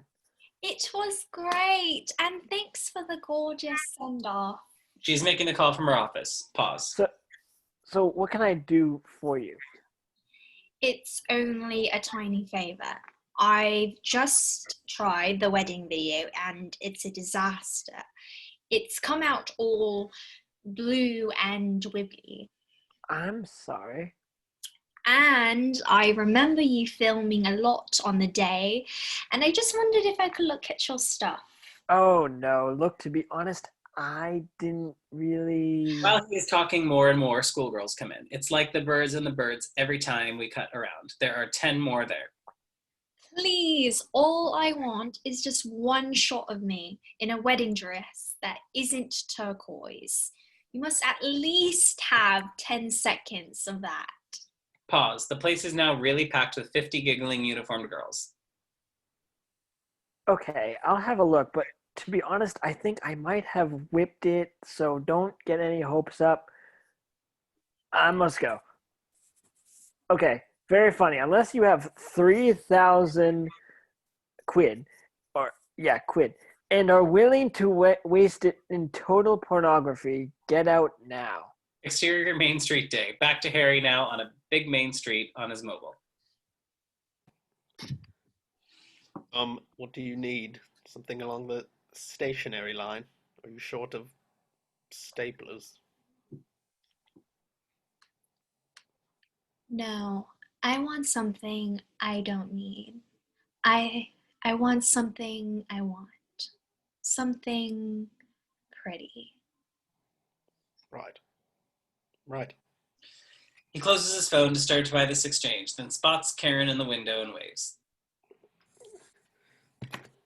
Sorry, I'm late. Had to drop off Bernie for rehearsal. Is he still traumatized by not being a crustacean? He says, only total mingers believe in angels. Quite right. Clever child. They head into the big store, Selfridge's as it were.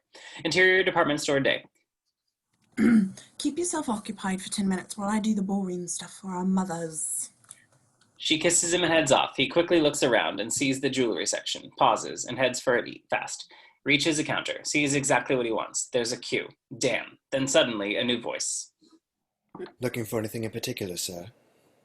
He is a very particular looking man, very accurate, slightly camp, with a very particular tie. Mr. Bean.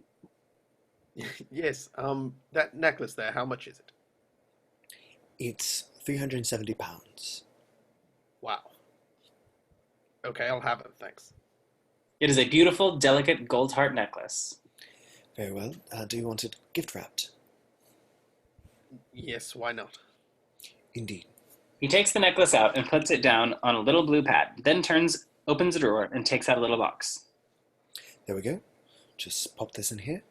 Puts the necklace on it, placing it tenderly, reorganizing it a bit, then gets the top of the box and puts it on. Excellent. Not quite finished? This makes Harry a little tense. Rufus doesn't notice, but goes over to a variety of ribbons. Blue or burgundy? Blue will be fine. Look, if we could be quite quick. Oh, certainly, sir. Ready in the flashiest of flashes. In a very trained manner, he cuts 2 feet of the ribbon, wraps it around the box, then wraps it around again, then ties it. That's great. Thank you, sir. We try to make things beautiful. Well, yes, you certainly do. Rufus takes out some scissors and pulls the ribbon to curl it. Harry very tense now, but it's the final flourish. That's great. Rufus turns and opens another drawer and takes out a see-through cellophane bag. Oh, Jesus. Actually, I don't need a bag. I can just put it in my pocket. This isn't a bag, sir. Really? No, sir. This is so much more than a bag. He opens the bag, turns and opens another drawer, and takes out little dried roses, and then some lavender, and sprinkles them in the bag. Harry looks at his watch and starts to look worriedly at people coming down the lift. Could we be quick, please? Certainly, sir. Prontissimo. And at that moment, his mobile rings. Harry getting very exasperated now. Just a moment, please, sir. Hello?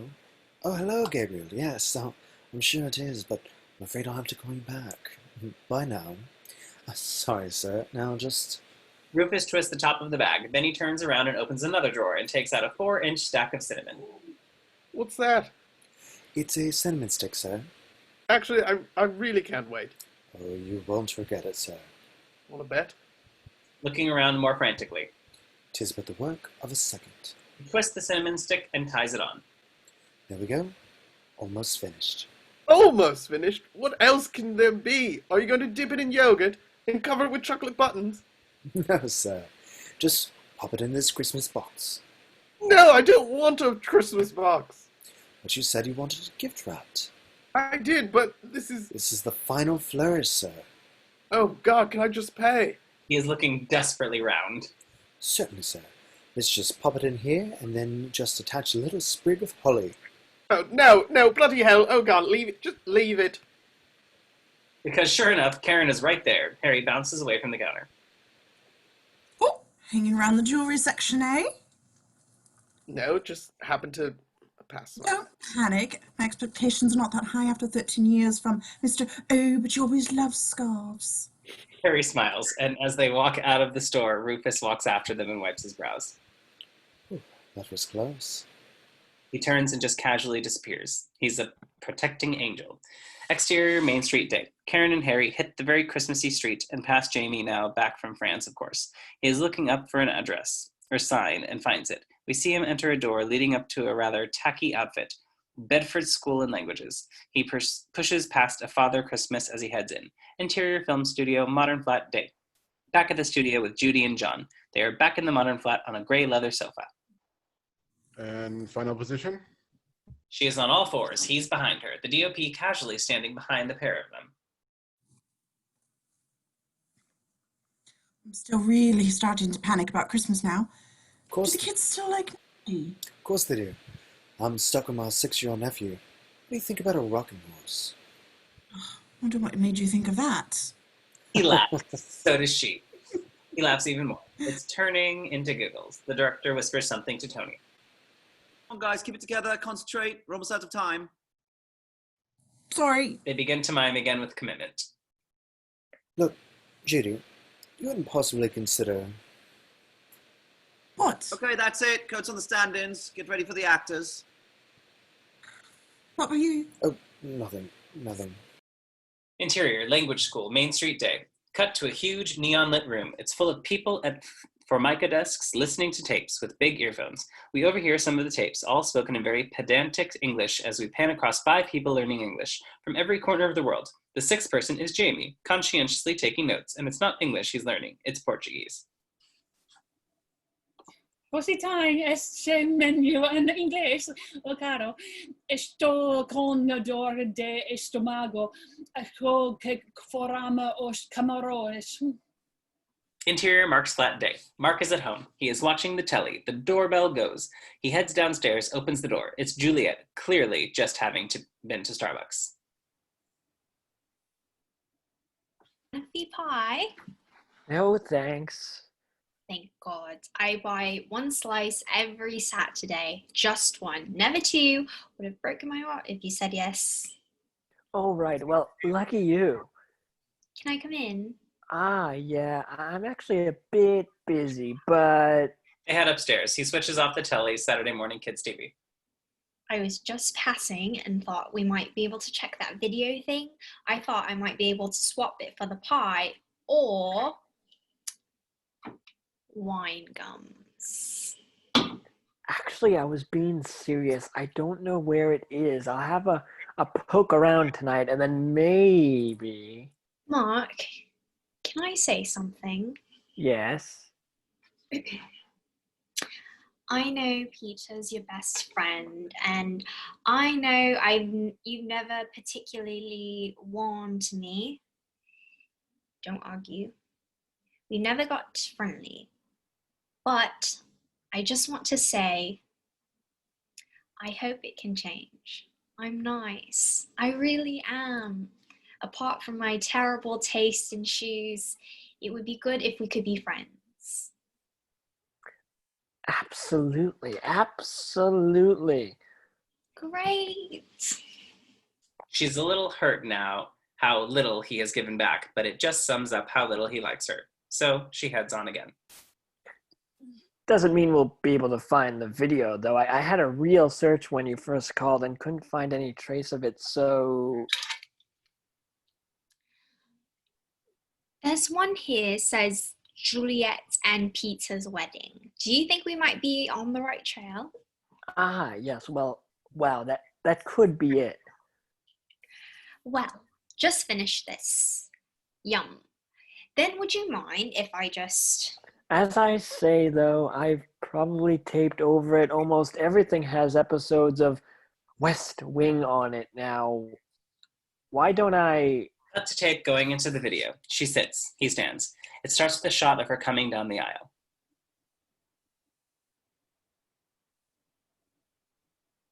Oh, bingo! That's lovely! Well done, you! Hooray! And a shot of her during the priestly stuff. That's gorgeous, Mark. This is just what I was looking for. Thank you so much. He pulls a resigned, well, I'm glad I could help face. Back to the tape, outside the church, close-ups of her. You stayed rather close, haven't you?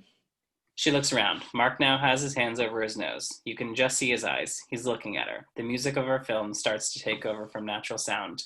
Cut to husband Peter's speech, but the camera instantly moves to Juliet's divine, laughing, blushing face. All the time. There's no one else in this video. Then cut to Juliet during that first dance we glimpsed. Just her face. Peter's nose just coming into frame momentarily once in a while. And then the end of the day. Juliet dressed in going away clothes, waving goodbye.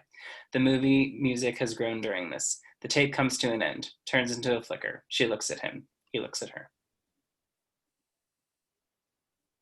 They're all shots of me. Yes. Pause. But you never talk to me. You always talk to Peter. You don't like me. Pause. Nothing impatient here. He just can't go there. Hope it's useful. Don't show it around too much. Look, I've got to get to a lunch, early lunch. You can just show yourself out, can't you? It's self-preservation thing, you see. Exterior Mark's flat street day. Cut to outside the house. Mark walks, sad music plays. After 7 steps, he hesitates and slowly turns. Takes 2 steps back to the house, then turns again and heads away. He passes a pretty sad Sam walking along the street. The camera stays with Sam. He stops outside a music store. A video is playing. The video of Billy's pop song in which he is singing, and girl fans are swaying, dressed as Santa's sexy helpers, holding up lighters and screaming admiringly. A thought goes through Sam's mind. He turns and runs. Interior, Daniel's office day. Daniel is there. Sam burst in wearing school uniform. I've got a plan. Thank the Lord. Girls love musicians, don't they? Even the really weird-looking ones get girlfriends. That's right. Lionel Richie's never spent a night alone. Whatever. There's this big concert at the end of term, and she's in it. And I thought maybe if I was in the band and played absolutely superbly, then there's a chance that she might actually fall in love with me. What do you think? I think it's brilliant. I think it's stellar. Apart from the one obvious tiny little baby little hiccup. That I don't play a musical instrument. Yep. Tiny insignificant detail. Watch this space, Mr. No Imagination. Daniel looks a bit worried. Interior, Daniel's house, corridor, Eve. Loud noises of drumming. Daniel, all pajamaed up, very late at night, walks past Sam's room. From inside, which comes the sound of totally obsessive, repetitive drumming. The drumming continues and forms the basis of the music over a short montage that sees us getting closer and closer to Christmas. Exterior, various London sights, night. Christmas trees being put up left, right, and center. In windows outside stores, in the window of 10 Downing Street in Trafalgar Square. Interior, fair trade office night. Sarah putting up a little tree on her office desk. The camera moves slightly deliberately over the big, sad African picture behind her. Interior, arrivals gate, airport, Wisconsin day. And the final Christmas tree is being put up in the airport of Madison, Wisconsin. Much flurry, and then there's Colin. And it's Christmas week on KWNS, Wisconsin.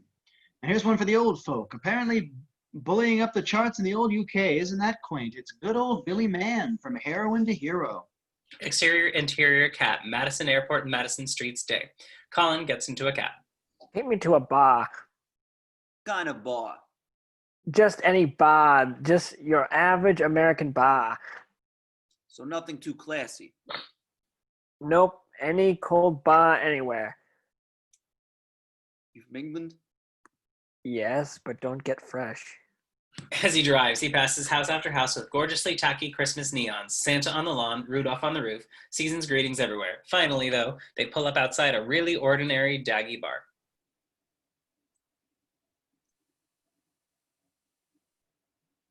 Can I help you? Yes, I'd like to have like a Budweiser, thank you. One Bud coming up. A voice from off. Are you from England? He turns and sees an exquisite girl. Just imagine your favorite beautiful female American stars. Yes, I am from Bizzleton. Cute. Jeannie. Out of the shadows comes her best friend. It's another startlingly famous actress.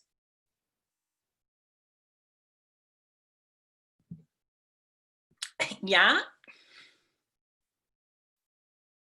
Yeah, yeah, yeah. This is Colin Fizzle. This is Colin. Cute name. I'm Jeannie. He's from England. Yep. Wait till Carol Ann gets here. She's crazy about English guys. The door opens. Enter a third legend. Hey, Carol Ann! This is Colin. He's from England.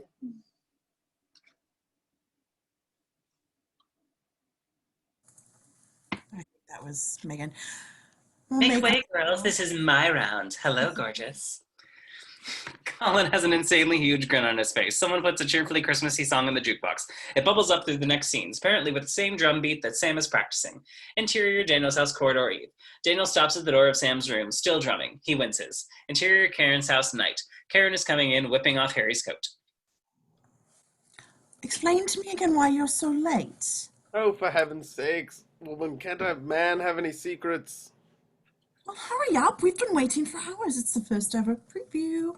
She picks up his coat and goes to hang it. In the pocket, she feels something and takes it out. It is a small flat box. She opens it. It has a delicate heart necklace in it. She smiles and puts it back, then heads into the living room, where a now totaled bodysuit lobster and very hip angel await.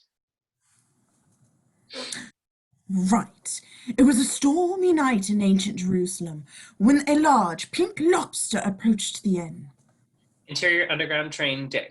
An underground train. Pan along a group of hip people. They're all wearing Walkmans or iTunes. They mumble little bits of the tune. They bob their heads. They wear hoods and sweatshirts. The fourth person in line is Jamie, much more traditionally dressed. He too is listening to headphones, but while the others sing and dance, he is talking, trying to act convincingly, even if not sounding very Portuguese. Boa noite. Boa noite. Boa noite. He's also got a lot of Christmas present bags in front of him. This is clearly someone who takes Christmas seriously. Interior, 10 Downing Street, staircase, corridor, drawing room, 124 at night. The end of a long day. The PM is looking tired as he wanders through Downing Street, all Christmas decked up for nobody. A single man in a big house. He heads upstairs and along a corridor. He finally settles down in front of the TV, parked near a couch in the corner of a too-big room. Papers in front of him. He turns the telly on. It's Billy Mann on Parkinson. Interior, Parkinson studio, night. Well, this must be a very exciting moment for you. Fighting for the Christmas number one. How's it looking so far? Very bad indeed. Westlife are selling me 5-1, but I'm hoping for a last-minute surge. And in fact, if I do reach the top, I promise that I'll sing the song Stark Naked on TV on Christmas Eve. Do you mean that? Of course I mean it, Michael. Want to preview your flirt? He goes to unbutton his trousers. Parky laughs. The PM laughs too. Interior film studio bathroom day. John and Judy in a smart bathroom. She is miming a blowjob. Lighting man still close, fitting a tiny new light. Excellent, excellent, perfect. Hold it there. Look, sorry to be a bit forward, but you wouldn't fancy a Christmas drink, would you? I mean, nothing implied. Maybe see something Christmassy or something? I mean, you obviously don't have to if you don't. No, that would be lovely. Sorry, I couldn't hear you with your mouth full there. Oh, great. And cut on to the next position. She sits on his face. This is really great. Normally, I'm a bit shy about this sort of thing. It takes me ages to get the courage up. So, thank you. That's well, great. Well, Thanks for asking. I'm pretty shy too. If a boat doesn't make the first move, no one will ever be made. I know what you mean. You just lean back for the orgasm now, please, Judy. Interior bar, Wisconsin night. Cut back to America and Collins bar. It is now late at night. A Christmas song plays on the jukebox. Well, it's pretty late. I suppose I better be going. Shane, where are you staying? I don't actually know. I guess I'll just check into a motel like they do in the movies. That is so cute. Look, I know this is a bit pushy and we only just met, but why don't you come back and sleep at our place? Well, I mean, if it's not too much of an inconvenience. Hell no, it'd be a pleasure. The only problem is... What? The problem is we're not exactly the richest of girls, so there's only one little double bed and no couch, so you'd kind of have to share with the three of us. And on this hot, hot night, it might be kind of crowded and sweaty and stuff. No, I think it'd be fine. And what? Well, the thing that makes it even more of a squish is you haven't even met Harriet yet. There's a fourth one? Yes, you'll like her. She's the pretty one. Wow, really? Wow, praise the Lord. Interior drawing room, 10 Downing Street night. The PM's pottering around a big room in a dressing gown now, still leafing through his big work pile. He comes across a bunch of Christmas cards with a note from his secretary on a Post-it note. Read these, a random sample. He considers it, then puts them aside and works on. Interior, Karen's house, living room night. Another tree, it's Karen, in a dressing gown and putting an extra gift under the tree. Late at night, she comes across a square package, gift wrapped in gold. She smiles. It twinkles like the Holy Grail.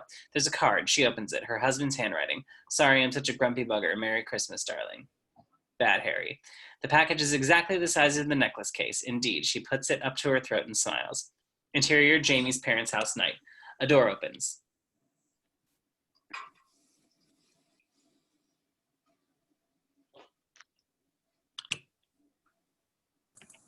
What's that, Look, sister? everyone, it's Uncle Jamie. Jamie is totally covered in presents. He's brought hundreds. Instantly, 8 family members of all ages surround him. Huge excitement. He dumps all the kids' presents and gets hugged. We love Uncle Jamie. Yes, splendid. Lovely to see you all, and I'm off, actually. Jamie. Sorry, a man's got to do. He turns tail and leaves. We Uncle Jamie! Interior hospital night. Sarah in the ward with her brother again. Do you remember Dad and the Christmas pudding? No. Every year, Mom served it up, said it was a great English tradition. Every year, he never took a single bite. You used to clear the table for the only time during the whole year because the Christmas top of the Pops was on you and you could watch it in the kitchen. That's right. Couldn't wash up enough. Washing up was my absolute favorite activity for one meal a year. I've just realized Mom was a terrible cook, wasn't she? Yes, she was. Egg in a cup. How are you, Blondie? Great. Everything's great. I'm in hell. I know you are. I know you are, babe. She takes his hand. Interior, Mark's flat night. Very too late, too. Mark watches the end of the movie of White Christmas on the television, all the leads dressed in red and white, singing White Christmas, with the real snow falling behind them. Rosemary Clooney opens her present by the big Christmas tree as Bing Crosby looks on smiling in his Christmas hat. He switches it off. Okay, tape recorder. Exterior, Jamie's flat, night. Cut to Jamie with a small bag and a coat. And a coat on, leaving his flat and heading out into the road to catch a taxi. Heathrow Airport, please. Exterior, flat in Wisconsin, night. A little hokey American flat, sexy music, and a woman is silhouetted in the window, clearly taking off a tiny t-shirt, when two more girls enter the shadow, also stripping down. Back at street level, a girl walks up to the front door and lets herself in. She has shoulder-length curly hair and gorgeous legs below her microskirt. She shouts up in a voice that is almost familiar.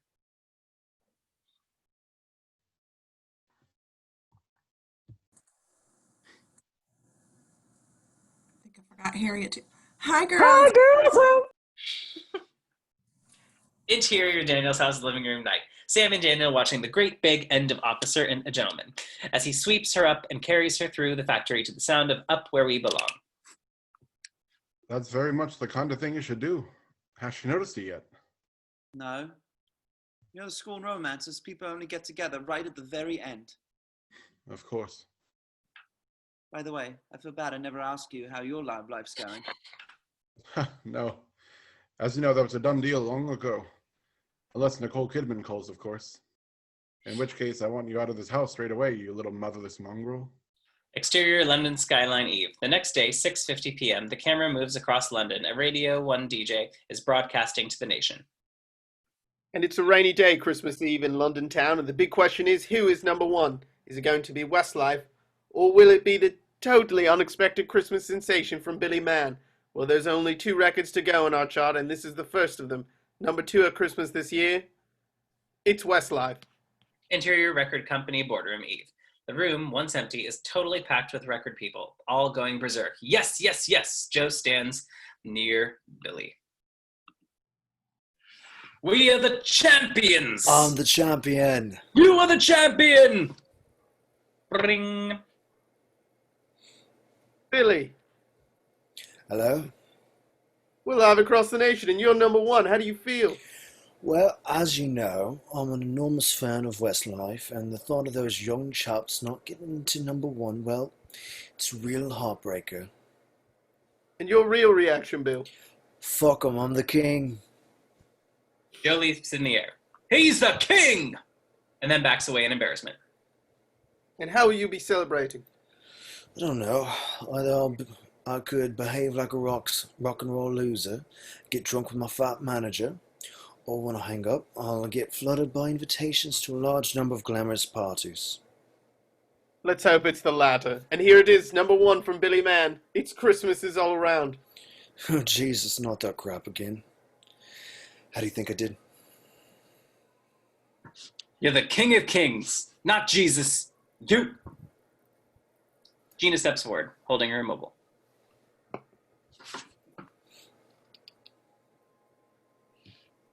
Oh, thank you, Gina. Elton, of course. It's in a very big car, and I'll be there. He hangs up. It's going to be a very good Christmas. Joe, a bit lost now in the crowd of new friends, grins from ear to ear. Interior arrivals gate French airport. Cut to Jamie coming through a French airport looking determined. Not carrying any luggage, he actually breaks into a run for no reason. Interior, the drawing room, 10 Downing Street Eve. Back to the PM. It's just after 7 p.m. on Christmas Eve, still so alone. He spots the Christmas cards again. It's raining and dull, and he picks them up casually. First, a couple of boring ones. He turns one over to read the signature, which still doesn't make sense upside down. The third one jolts him. It is from Natalie. He reads it. It says this.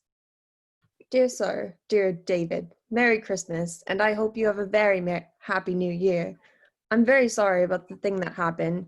It was a very odd moment, and I apologize and feel like a fool, particularly because if you can't say it on Christmas, when can you, eh? I'm actually ever yours, with love. Kiss, kiss. Your Natalie. He pauses, puts it down, rereads it. Then as music starts to play, he makes up his mind. He leaves the drawing room. Interior Downing Street staircase, corridor, inner lobby, entrance hall night. He runs right through the corridor, down the staircase, through the empty inner lobby, and out towards the front door. There's a security person there. I need a car. Exterior 10 Downing Street night. Cut on, he gets into the car outside Downing Street, a dark, wet night. Take me to Wandsworth. Harris Street, the dodgy end. Exterior, the Thames, night. His big car shoots across Battersea Bridge. A police car follows it. The camera sweeps up and over onto the next bridge, and there crossing it is a huge white Elton Johnny limousine with Billy inside it, drinking champagne. Then it sweeps onto the next bridge, and there rushing past it is Mark, the best man in his car.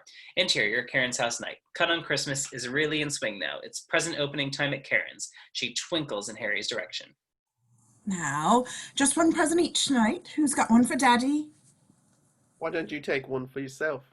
Maybe I will. Perhaps I'll take this. It's Harry's present. She smiles as she starts to unwrap it. I'm afraid there's only one this year. I haven't exactly had a lot of time to go out shopping. No, but what you had I'm sure you've used well. She opens it slowly. It is a CD of Joni Mitchell. Right. Well, that's a surprise. Wow. Thought it might be up your street. Yes. Goodness. That's great. Yes. If you don't mind, I think I might absent myself for a second. Oh, that ice cream. Darling, could you just make sure the kids are ready to go? She moves slowly out of the room with a slightly glazed smile. A slightly mysterious musical sound starts. Interior, exterior, PM's car, Wandsworth Street night. The PM and his cars arrive in Wandsworth and turn into quite a short street. What number, sir? There's a good question. I've got absolutely no idea. Damn. Oh, hell. Exterior, Harris Street night. Hard cut. He stands at the door of number 1 Harris Street and knocks. He has with him a bodyguard who is 5 yards away. Discreet, an old lady comes out. Hello, does Natalie live here? No. Right, fine, thank you. Sorry to disturb. Aren't you the Prime Minister? Well, yes, in fact I am. Merry Christmas. Part of the service now. I'm hoping to get round everyone by New Year's Eve. Oh, lovely! Cut to him ringing on the next door. The 2 cars always cruising along following him. A 6-year-old girl answers. Hello. Hello? Are you singing carols? No, I'm not. Oh, please, sir, please. We haven't had a single carol singer this year. Mum said there'd be carol singers all the time. 2 other sad little kids edge up next to their brother and look out disappointed. Well, I mean, I suppose I could, Yeah! Good King Wenceslas looked out on the feast of Stephen. Cut. The PM knocks on another door. It opens. There is Mel on her neck, the necklace. So disturbed. Does Natalie live here?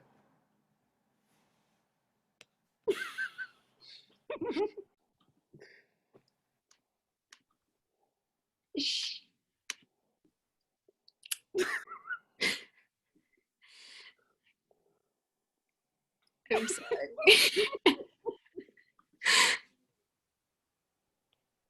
I lost my spot. Oh. Okay. I'm sorry. No, she's next door. Oh, brilliant. You're not who I think you are you? Yes, afraid so. Sorry about all the cock-ups. The health service is an absolute bugger, but hope to do better next year. PM straightens his tie and his hair, as he has done for her before. Then, in slow motion, his finger slowly moves to ring on the bell. Finally, he reaches it and rings it. Interior, Natalie's house night. The door opens and a whole explosive family is crowded into a thin corridor, all in their winter coats, obviously just seconds before all going out. It couldn't be more awkward. They're all there, 7 people, and not Natalie. Hello, is Natalie around? Natalie hasn't seen him and is coming from the next room. Where the fuck is my fucking coat? Oh, hello. Hello. Big awkwardness, and he is looking a bit like a drowned rat. This is my mom and my dad and my Uncle Tony and Auntie Glynn. Nice to meet you. And this is the Prime Minister. Yes, we see that, darling. Some children scuttle around. And unfortunately, we're very late. It's the school nativity concert, you see, David. It's the first time all of the local schools have joined together, even St. Basil's, which is the most... Too much detail, Mum. Anyway, how can we help, sir? Well, actually, I needed Natalie about some state business. Right, yes, of course. Right, well, perhaps you should come on later, Plumpy. Natalie. No, look, I don't want to miss the concert. No, it's nothing really. It would be very disappointed. Really, no, it doesn't matter. The octopus costume has taken me months. 8 is a lot of legs. Look, why don't I drive you? We can talk in the car. She gives him a very happy look. Okay. Interior bedroom, Karen's house night. Cut to Karen in her bedroom. She's just standing there, rigid, listening to Joni, playing loud on the CD.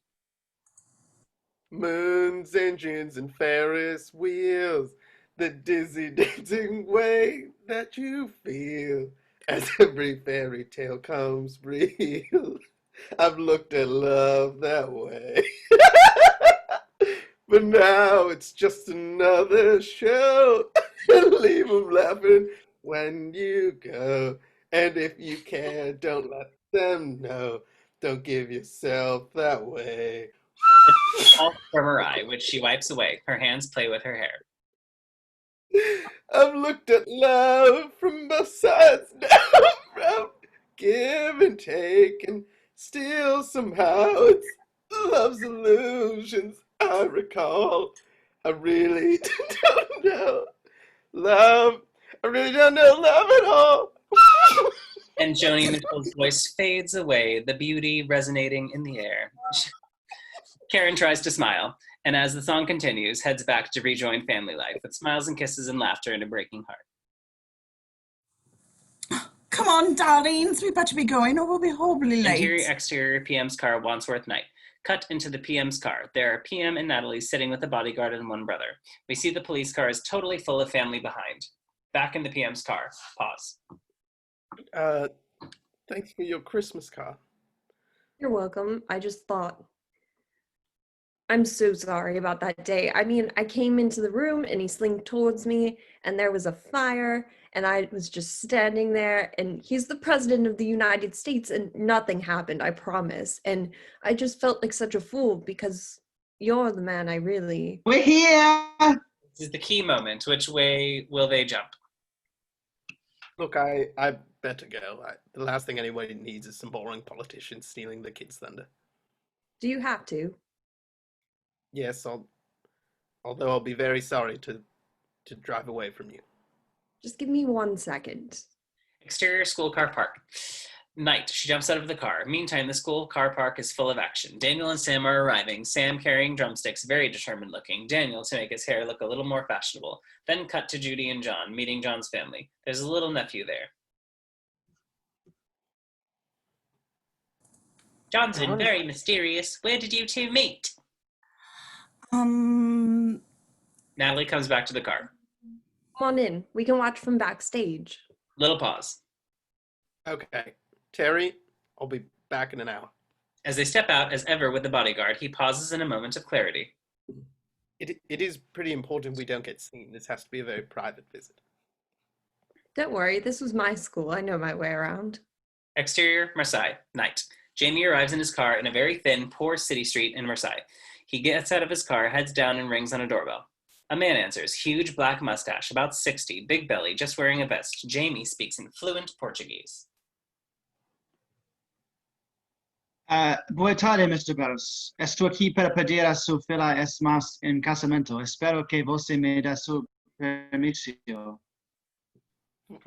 Você acha desejo de se casar com minha filha? Sim. Mr. Barros calls back. Ven aqui rápido, na porta. Through the plastic curtain leading into the next room comes a very big Portuguese girl. There's no love lost between father and daughter. Ela quer se casar com Voce. Mas nunca o conheci antes. Não importa. Quanto mais cedo terá Voce de casa, melhor. Você vai me vender para completo estranho. Que menciona vender? Vou pegar, vou pagar a ele. Cum licenza estu mi referendo a so ocho fila Aurelia. Oh, disculpe. Me aero. Ella now está aquí, ella está trabajando. Eu te pego voce vica aquí. Oh, no seja estúpido. Interior quarter of backstage school night. Back at school, Karen and kids and Harry are late. She's having trouble moving her brood down the corridor. You go get the seats. Come on, everyone, quick, quick. The PM and Natalie and the bodyguard also going down a little corridor in a sort of backstage area, and then the two parties bump into each other. David! He hugs him and stays hugging him a bit longer than you'd expect. Suddenly, the emotion comes out. He's surprised by her intensity. Hey, hey. What the hell are you doing here? Right, well, I always tell your secretary, all of these things are going on, but it never occurred to me that you'd actually turn up. well, look, it's a long story, and I didn't want everyone to see, so I'm just going to hide myself somewhere and watch. Good luck, Daisy. Good luck, Bernie. Heard about your essay. Very amusing.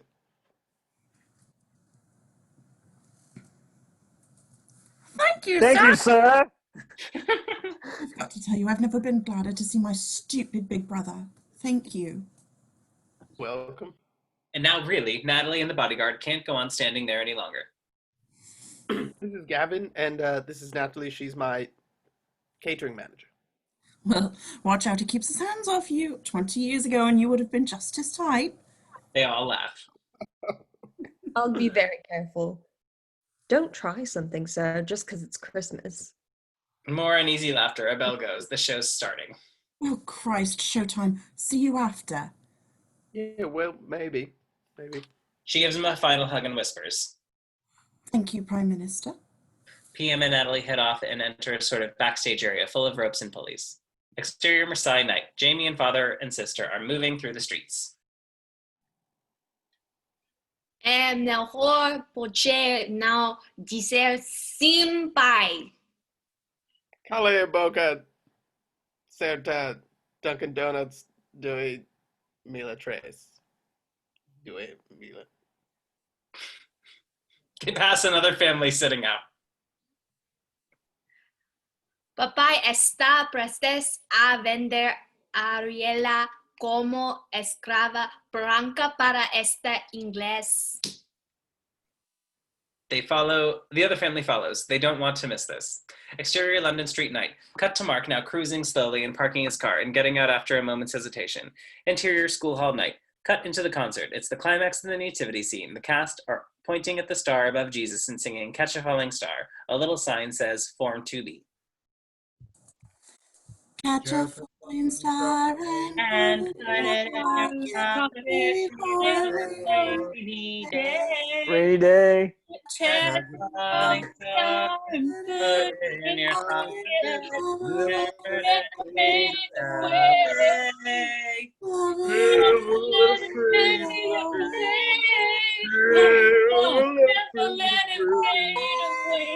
There's Jesus, surrounded by Mary and Joseph and three angels, two of them dressed normally, and Bad Bernard dressed like a streetwise rapper, but with a halo, widened to take in the cast of cows, sheep, and lots of sea creatures, lobsters, squids, penguins, and octopus, a blue whale, etc. Interior backstage school ball night. We go back to PM and Natalie standing there nervously backstage, glimpsing through a little crack. Interior school hall night. The song ends to great applause. Karen comes on to speak. Mr. Trench stands beside her. Thank you. Much before we finish, I'd like to just say thank you to our headmistress, Mrs. Monroe, on behalf of all the parents that we think that it's very brave of her being here today. In the light of her recent loss, Geraldine was a wonderful and wicked woman, and so was particularly hard at Christmas. We cut to the headmistress. She is wearing dark glasses. She just nods politely. We also see Harry, sorrow causer.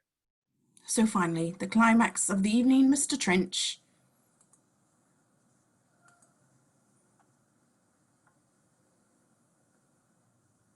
Mr. Trench.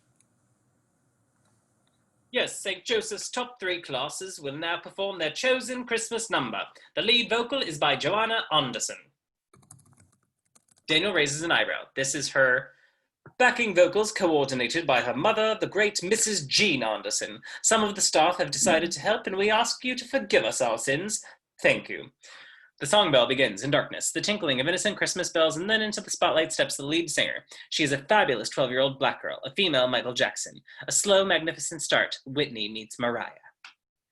I don't want a lot for Christmas. There's just one thing I need. I don't care about the presents underneath the Christmas tree. We cut round expectant parents, and at that point cut to Mrs. Monroe. From beneath her dark glasses, tears fall gently down her cheeks. She doesn't wipe them. I just want you for my own, more than you could ever know. Make my wish come true. Baby, all I want for Christmas is you. And then it kicks into All I Want for Christmas Is You, originally sung by Mariah Carey. It is stunning. She is stunning. On piano is Bad Bernie, grinning and now wearing a t-shirt saying Hell's Angel. Sam's monotonous drums suddenly make fantastic Phil Spector sense, but then he explodes into some very experimental riffs. He's damn good. At one moment, Daniel looks towards him and sends back a distinctive "she's the one" finger. Sam nods with a smile. The head of the backing vocals is a mighty woman, clearly Joanna's mum, supported by self-conscious staff members letting their hair down for the first time this century. Behind them, a choir of kids. It is an exuberant, fabulous end to the show. Some parents start to stand, led on by Joanna's dad, though Daniel and then Harry are hot on his heels. Eventually, everyone is standing. John and Judy are having a particularly funky time, both dancing quite badly. And the PM, quite close to the stage now, peers through the wings, amazed at this phenomenal girl, although when someone approaches, he tries to hide and fade into the background. Still working hard, not to be seen. He backs up into Natalie, and in the darkness, their lips come together. I don't want a lot for Christmas. There's just one thing I need. Presents underneath the Christmas tree. I need to hang my stocking there upon the fireplace. Santa Claus won't make me happy with a toy on Christmas Day. I just want you for my own, more than you could ever know. Make my dreams come true. Baby, all I want for Christmas is you and you and you and you. Baby, all I want for Christmas. Finally, Joanna points on All I Want for Christmas Is You, and at one point she points and stares straight at Sam. It is the moment we've been waiting for, but then she moves on. Sam's head drops, his dreams defeated. Hysteria just before the end. The audience explodes into applause. As the final repeated strains of All I Want for Christmas Is You, Baby, we pan along the kids to gleeful Bad Bernard, who looks round, and sure enough, he sees Mr. Trench, his RE teacher, also bowing and emitting a bright blue visible fart. Bernie smiles the hugest smile of all. Finally, fake snow starts to flutter down on the children, and the stage backdrop goes up to reveal the little surprise, a full-painted winter wonderland, saying Merry Christmas, clearly done all by children. A slightly bigger surprise is that standing there in the middle of the stage, thinking they are backstage and totally private, are the Prime Minister and Natalie kissing. Instantly out come the cameras of every single parent in the school. It is a thunder and lightning of flashes. There is nothing the PM and Natalie can do. Right. Right. So not quite as private as we'd hoped. What do we do? They stare at each other, then he turns and takes a little nervous bow. Exterior Marseille night. Quite a large group of people now walking through the back streets, about 22 of them. They've been collecting at Sister Sophia's instigation. They turn out on the harbor and then move along to a restaurant facing the water and burst into it. Interior restaurant Marseille night. There is a proprietor behind the bar. Unde está Aurelia? Ese homem veio pedir el casamento. No pode fazer eso. Ela é a nossa maior gargante. Não seja tão egoísta. Onde ela está? Porque eu deveria me importar se ela não vai continuar trabalhando aqui a Putina. And at that moment, Aurelia backs through the door holding 3 plates of food. She turns and sees Jamie standing there. She freezes, and then very gently puts the food down and wipes the hair on her face back. She's probably wearing makeup for the first time. Buenas noches, Aurelia. Boa noite, Jamie. Pause. Next say, señor. Bonita Aurelia, ven aquí como propósito de te pedir un casamiento conmigo. Cut to her. Sé que pareço uma pessoa maluca porque mal te conheço. Mas às vezes a coisas são tão transparente que não precisam de provas. Ficaria muito honrado se você fizesse casamento comigo. E eu vou avatar aqui. Ou você pode vir avatar comigo em Inglaterra.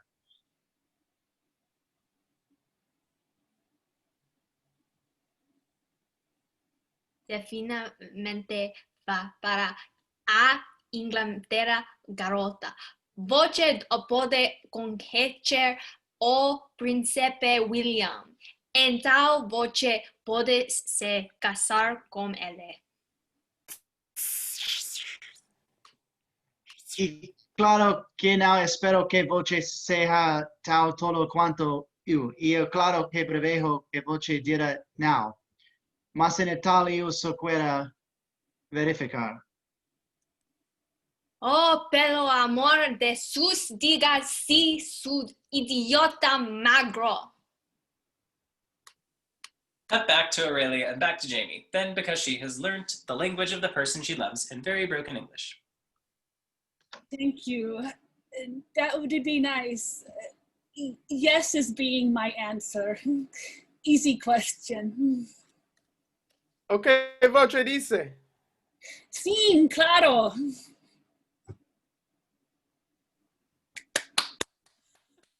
You learnt English. Woo! Just in cases. Woo! Yay!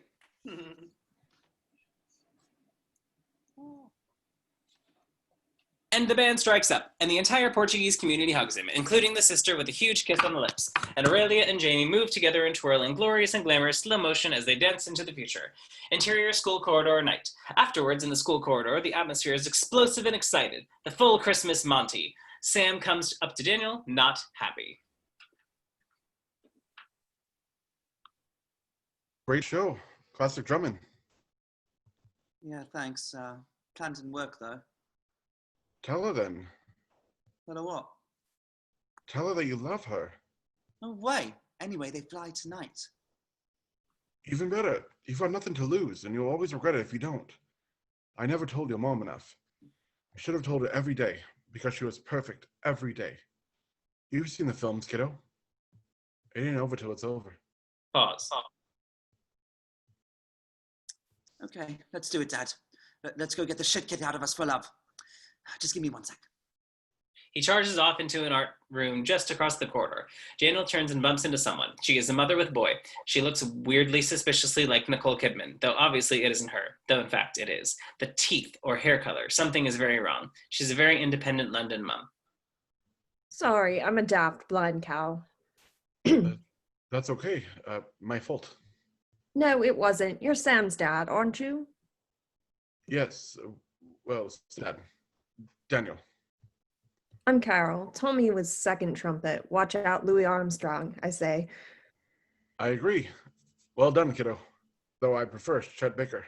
Deep pause. The two adults just look at each other. He's also the gymnast, isn't he? Yeah, doesn't get him in the girls, though. We're a very foolish, shallow sex. Okay, I'm back. Yes, well, I hope we'll meet again, Karen. Carol, I'll make sure we do. Yes, good. Merry Christmas. As they walk away, Hello. What? Sam gestures towards the woman, Don't be such an arse. and he looks back at her, just as she looks back at him. It's going to happen. Harry and Karen are also moving down the corridor with the children.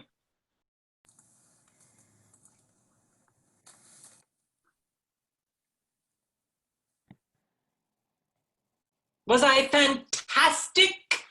It was the greatest piano playing I've ever seen, and once saw Rachmaninoff play. Harry smiles at her. She smiles back. They walk on, her looking forward. You gave someone else a gold necklace for Christmas. I hope you haven't given her heart as well. He loses the color in his cheeks, but keeps on walking. Karen. Exterior schoolyard night. In the schoolyard. There she is. Joanna gets into a big car, which instantly drives away. Oh, God. We can get there. I know a very cunning, if complicated, shortcut. Exterior London streets night. All of these next scenes are on Daniel's exotic shortcut, so the car whips past a mansion block, and we whip inside. Interior Joe's flat night. And there's Joe in his room. He's got a bottle of champagne open, and he's drinking on his own, watching Billy on TV, his foot tapping like the fan he has always been and still is. Exterior London streets night. The car whips past a big white building. Interior hospital night. Sarah and her brother, they sit in the hospital in total silence. Him just looking out, she holds his hand. Love you, Michael. I know. Doesn't help. I know. She gently strokes his hair. Exterior London streets night. Daniel's car shoots through a suburban street, which actually turns out to contain newlywed Juliet and Peter's house. Interior, exterior, Juliet and Peter's house night. Inside, Peter and Juliet are sitting watching telly. It's the end of The Bodyguard, Kevin, Whitney, and the plane. The doorbell rings. Juliet gets up to get it. She leaves the living room, goes through a little corridor, and opens the front door. It's Mark. Oh, hello. He minds, shh, she does. He has a bunch of big white cards like Bob Dylan in his famous video. On them, Mark has written stuff in the clumsy felt pen. The first one reads,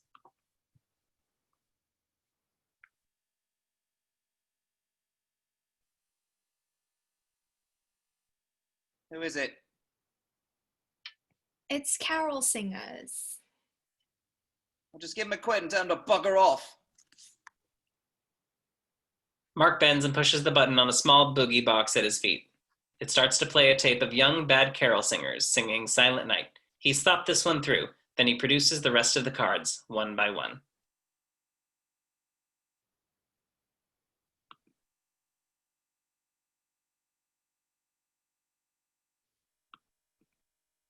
A card showing pictures of 4 most beautiful girls in the world.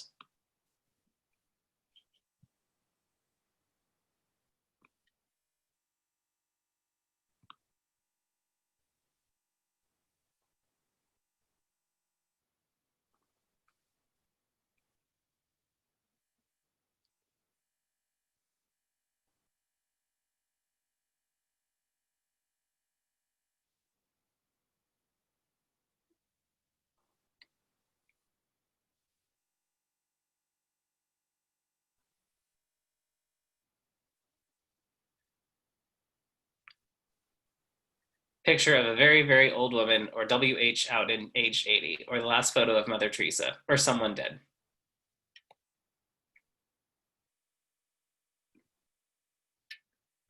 He gives her a little thumbs up and turns away, taking the boogie box's Silent Night getting fainter.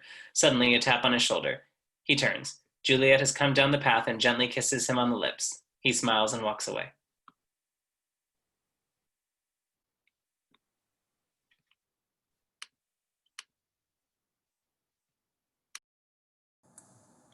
Enough now, enough. Exterior Judy's flat night. Cut to the naked two outside her front door, still fully closed at the end of their first date. Nervous. About to be getting inside, actually. My mom and... Yeah, it's a bit cold, isn't it? Look, how about I ring you tomorrow? That would be lovely. Oh, great. Great. Well, night. Night. It was a lovely, lovely evening. All I want for Christmas is you. She points at him, a little laugh. Pause, then she leans forward and gives an awkward but tender parting kiss. She slips back into the house and closes the door. He turns from the door, then leaps into the air, down the steps, ecstatic. Results! Joe is opening the door. What the hell are you doing here? You're meant to be at Elton John's. Yes, I was there for a minute or two, and then I had an epiphany. Really? Come in. And what was this epiphany? It was about Christmas. You realized that it was all around? No, I realized that Christmas is a time to be with the people you love. Right. And I realized that, as dire chance and fateful cock-up would have it, here I am, mid-50s, and without knowing it, I've gone and spent most of my adult life with a chubby employee. And as much as it grieves me to say it, it might be that the people I love is, in fact, you. Well, this is a surprise. Yeah. 10 minutes with Elton John and you're gay as a maypole? No, I'm serious here. I left Elton's place where there was a hefty number of girls with very few clothes on in order to hang out with you at Christmas. Well, Bill, I'm touched. It's a terrible, terrible mistake, Chubbs. But you turn out to be the fucking love of my life. How about that? And to be honest, despite all my complaining, it has been a wonderful life. Well, thank you. Thanks, man. It's been a real honor. I feel very proud. Oh, don't be a moron. Come on in. And Let's he get gives me a big hug. Come on, let's get pissed and watch porn. Yeah. Interior fair trade office night. Daniel's car again. It passes an office block. We cut inside, slightly mysterious midnight mood. We drift across the office and come to the black and white African photo behind Sarah's desk and move into it. It slowly turns into a very muted color. Exterior Africa Day. And the man begins to move. And then into frame steps a beautiful woman. They speak their native language. Come on, there's nothing more you can do today. He'll let you down. Don't be stupid. As long as I see that big grin on that ugly face of yours from time to time, everything's fine with me. He grins a big bad grin. We'll have to leave. If we have to, we have to. Things could be worse. You could be married, my sister, and we know how slowly she walks. He laughs. She kisses him. As they walk off, their son moves into the picture and holds his father's hand. Interior departures. Heathrow Airport night. Heathrow Airport, Daniel and Sam are rushing in. They reach the fast track entry point. I'm afraid I can't let you through without a boarding pass. No exceptions? Not even let someone say goodbye to the love of their life? No. Another passenger comes past. Boarding pass, sir. The man is in great confusion. Just give me a moment. I know I've got it here. If you just... Could you hold on for a second? There we go. Now, it's... If you could just hang on to this. The gate man now has a large hand case and a cape over his arms. Sam spots his chance. He makes a run for it. He charges through past the gate man, who doesn't see him go. Yes! Oh, I'm sorry. I must have left it when I was having a cup of coffee. He turns in. For the first time, we see his face. It is the angel, Rufus, from before, and as he walks past Daniel, he gently disappears. Interior, inside departures, Heathrow night. Meantime, on the other side, hell is breaking loose. Sam runs through security. Everyone is going crazy after him. He runs, he dodges, he leaps on conveyor belts, and all to the epic, magnificent continuation of Scott Walker singing Joanna. And the music from the end of Officer and a Gentleman and Sleepless in Seattle and Dirty Dancing and Love is All Around. It's every end of every romantic film. Then, surrounded by guards, he seemed concerned. But not so fast. Remember, gymnastics is Sam's strength. He gorgeously flip-flops his way out of trouble and cartwheels through the airport. Eventually, he sees gate 36. When he gets there, the room is almost completely empty, and Joanna is just going through to the plane. But a sturdy security guard and a hostess stand between him and her. He's stumped, till suddenly they turn, noticing that on the television screen, Billy is starting to take his clothes off as he performs his song. Billy is playing Christmas is All Around, increasingly naked. Sam takes his chance and nips in. There's only him and Joanna in the whole long room. Total silence. Then, Joanna. Sam?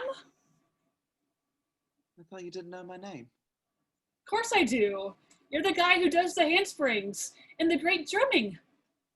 Well, the drummer. Unbelievable. Why aren't any of us telling the truth here? It was goddamn unbelievable. What are you doing here? Uh, well, oh Jesus. Now all his pursuers have arrived. I've got to run. Take this. You know what it means. Think Form 2B. He reaches into his pocket and takes out of it a handful of silver sparkles, like kids sprinkle on glue, and then he runs away. She watches him springing free. Come on, Joe. She looks down at the sparkle in her hand as they head towards the plane, then gently this plays. Catch a Falling star, put it in your pocket, Save for rainy day. catch a falling star, put it in your pocket, let it fade away. Interior departures night. We cut to Sam being let out past fast track by guards to awaiting Daniel. Then he gets a tap on his shoulder. He turns. It's Joanna. She kisses him on the cheek. Then she turns and runs back immediately. He grins like a madman. He does the big one gesture at Daniel and rushes to him. Daniel lifts him in the air and hugs him. For love may come and tap you on the shoulder some starless night, and just in case you feel you want to hold her, you'll have a pocket full of starlight. From Sam's pocket in slow motion pours the silver sprinkle, their starlight. The camera moves off them and through the airport. A caption says, a month later. Interior arrivals gate, Heathrow Airport Day. It is the arrivals gate. The normal gaggle of people are waiting, lots of them drivers with names of little boards, but a lot of real friends. No one we know. Then the first person comes out of the arrival gate. Someone rushes forward to hug them. Then Billy steps out. He has a gorgeous 6-foot blonde with him. Joe steps out of the crowd and comes and takes his bag and kisses the hand of the blondie. Cut to Daniel and Sam waiting, and Nicole Kidman then appears and hands Daniel the cup of coffee she's just bought. Tony is also waiting. He's tapped on the shoulder there with their luggage, and huge grins are Judy and John. Hey, what are you doing here?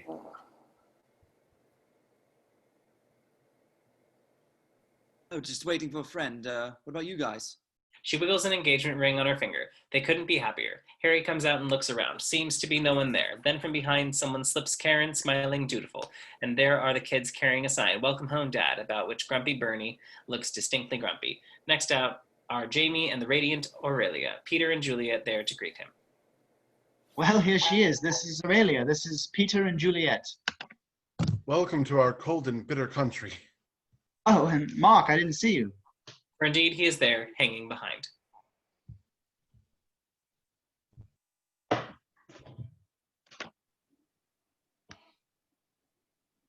Yes.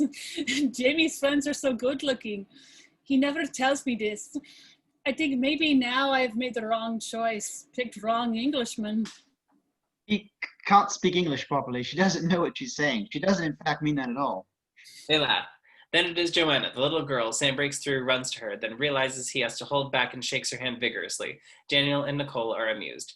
Then we see Tony in the crowd, and he finally sees American Colin and waves. Colin sees him and waves back, gives a big thumbs up and points backwards, and through the doors comes his new girlfriend. She is Harriet, though she is in fact the most beautiful American star. This is Harriet. Hello, Harriet. Hi, really pleased to meet you. How have you been, you old loser? Oh, you know, bit of this, bit of that. Bit lonely, actually. Excellent. Look, we couldn't crash at your place for we couldn't crash at your place for a day or two, could we? Well, I suppose so. I thought you'd know it'll have to be on the couch or just have the one bed. Ah, petite familiar. What? Well, the thing is, Tony, I know this is really naughty of me, really wicked and sinful, but I also brought my sister. And Harry gestures backwards. Coming through the customs is the fifth staggering and famous American woman. We'll call her Carla. Well, she's my half-sister. Oh, right. Hello, you must be Tony. She kisses him full on the lips. Yes, I'm Tony. Cropton. Hi. I heard you were gorgeous. Yes, well, welcome to England. Looking forward to having you stay. No rush to leave. I hope you'll be happy with the sleeping arrangements. So America was... So great. Then a big stir, and the Prime Minister comes through, surrounded by quite subtle security people. After a tiny pause, Natalie rushes through the crowd and hugs him with total love, throwing her legs around his waist. Flashes of 50 waiting paparazzi flash. God, you are beautiful. Oh, if you can carry the weight of the nation's woes, you can damn well carry little me. Music starts to build up to a climax, then the door opens again, and out steps a middle-aged woman we haven't seen before, and her older husband steps out and grabs her and swings her around. She laughs. Then a hippie-looking man and his hippie girlfriend charges out from the crowd. Then a mother comes out, and a father and 3 children rush towards her. We're back in the world of normal people, with love actually all around. The end. Feel it in my fingers. In my I fingers. feel it in my toes. Feel it in my toes. Oh my gosh. Thank you everybody for watching. It was an interesting journey. Everybody did amazing. Again, thanks for watching, and until next time.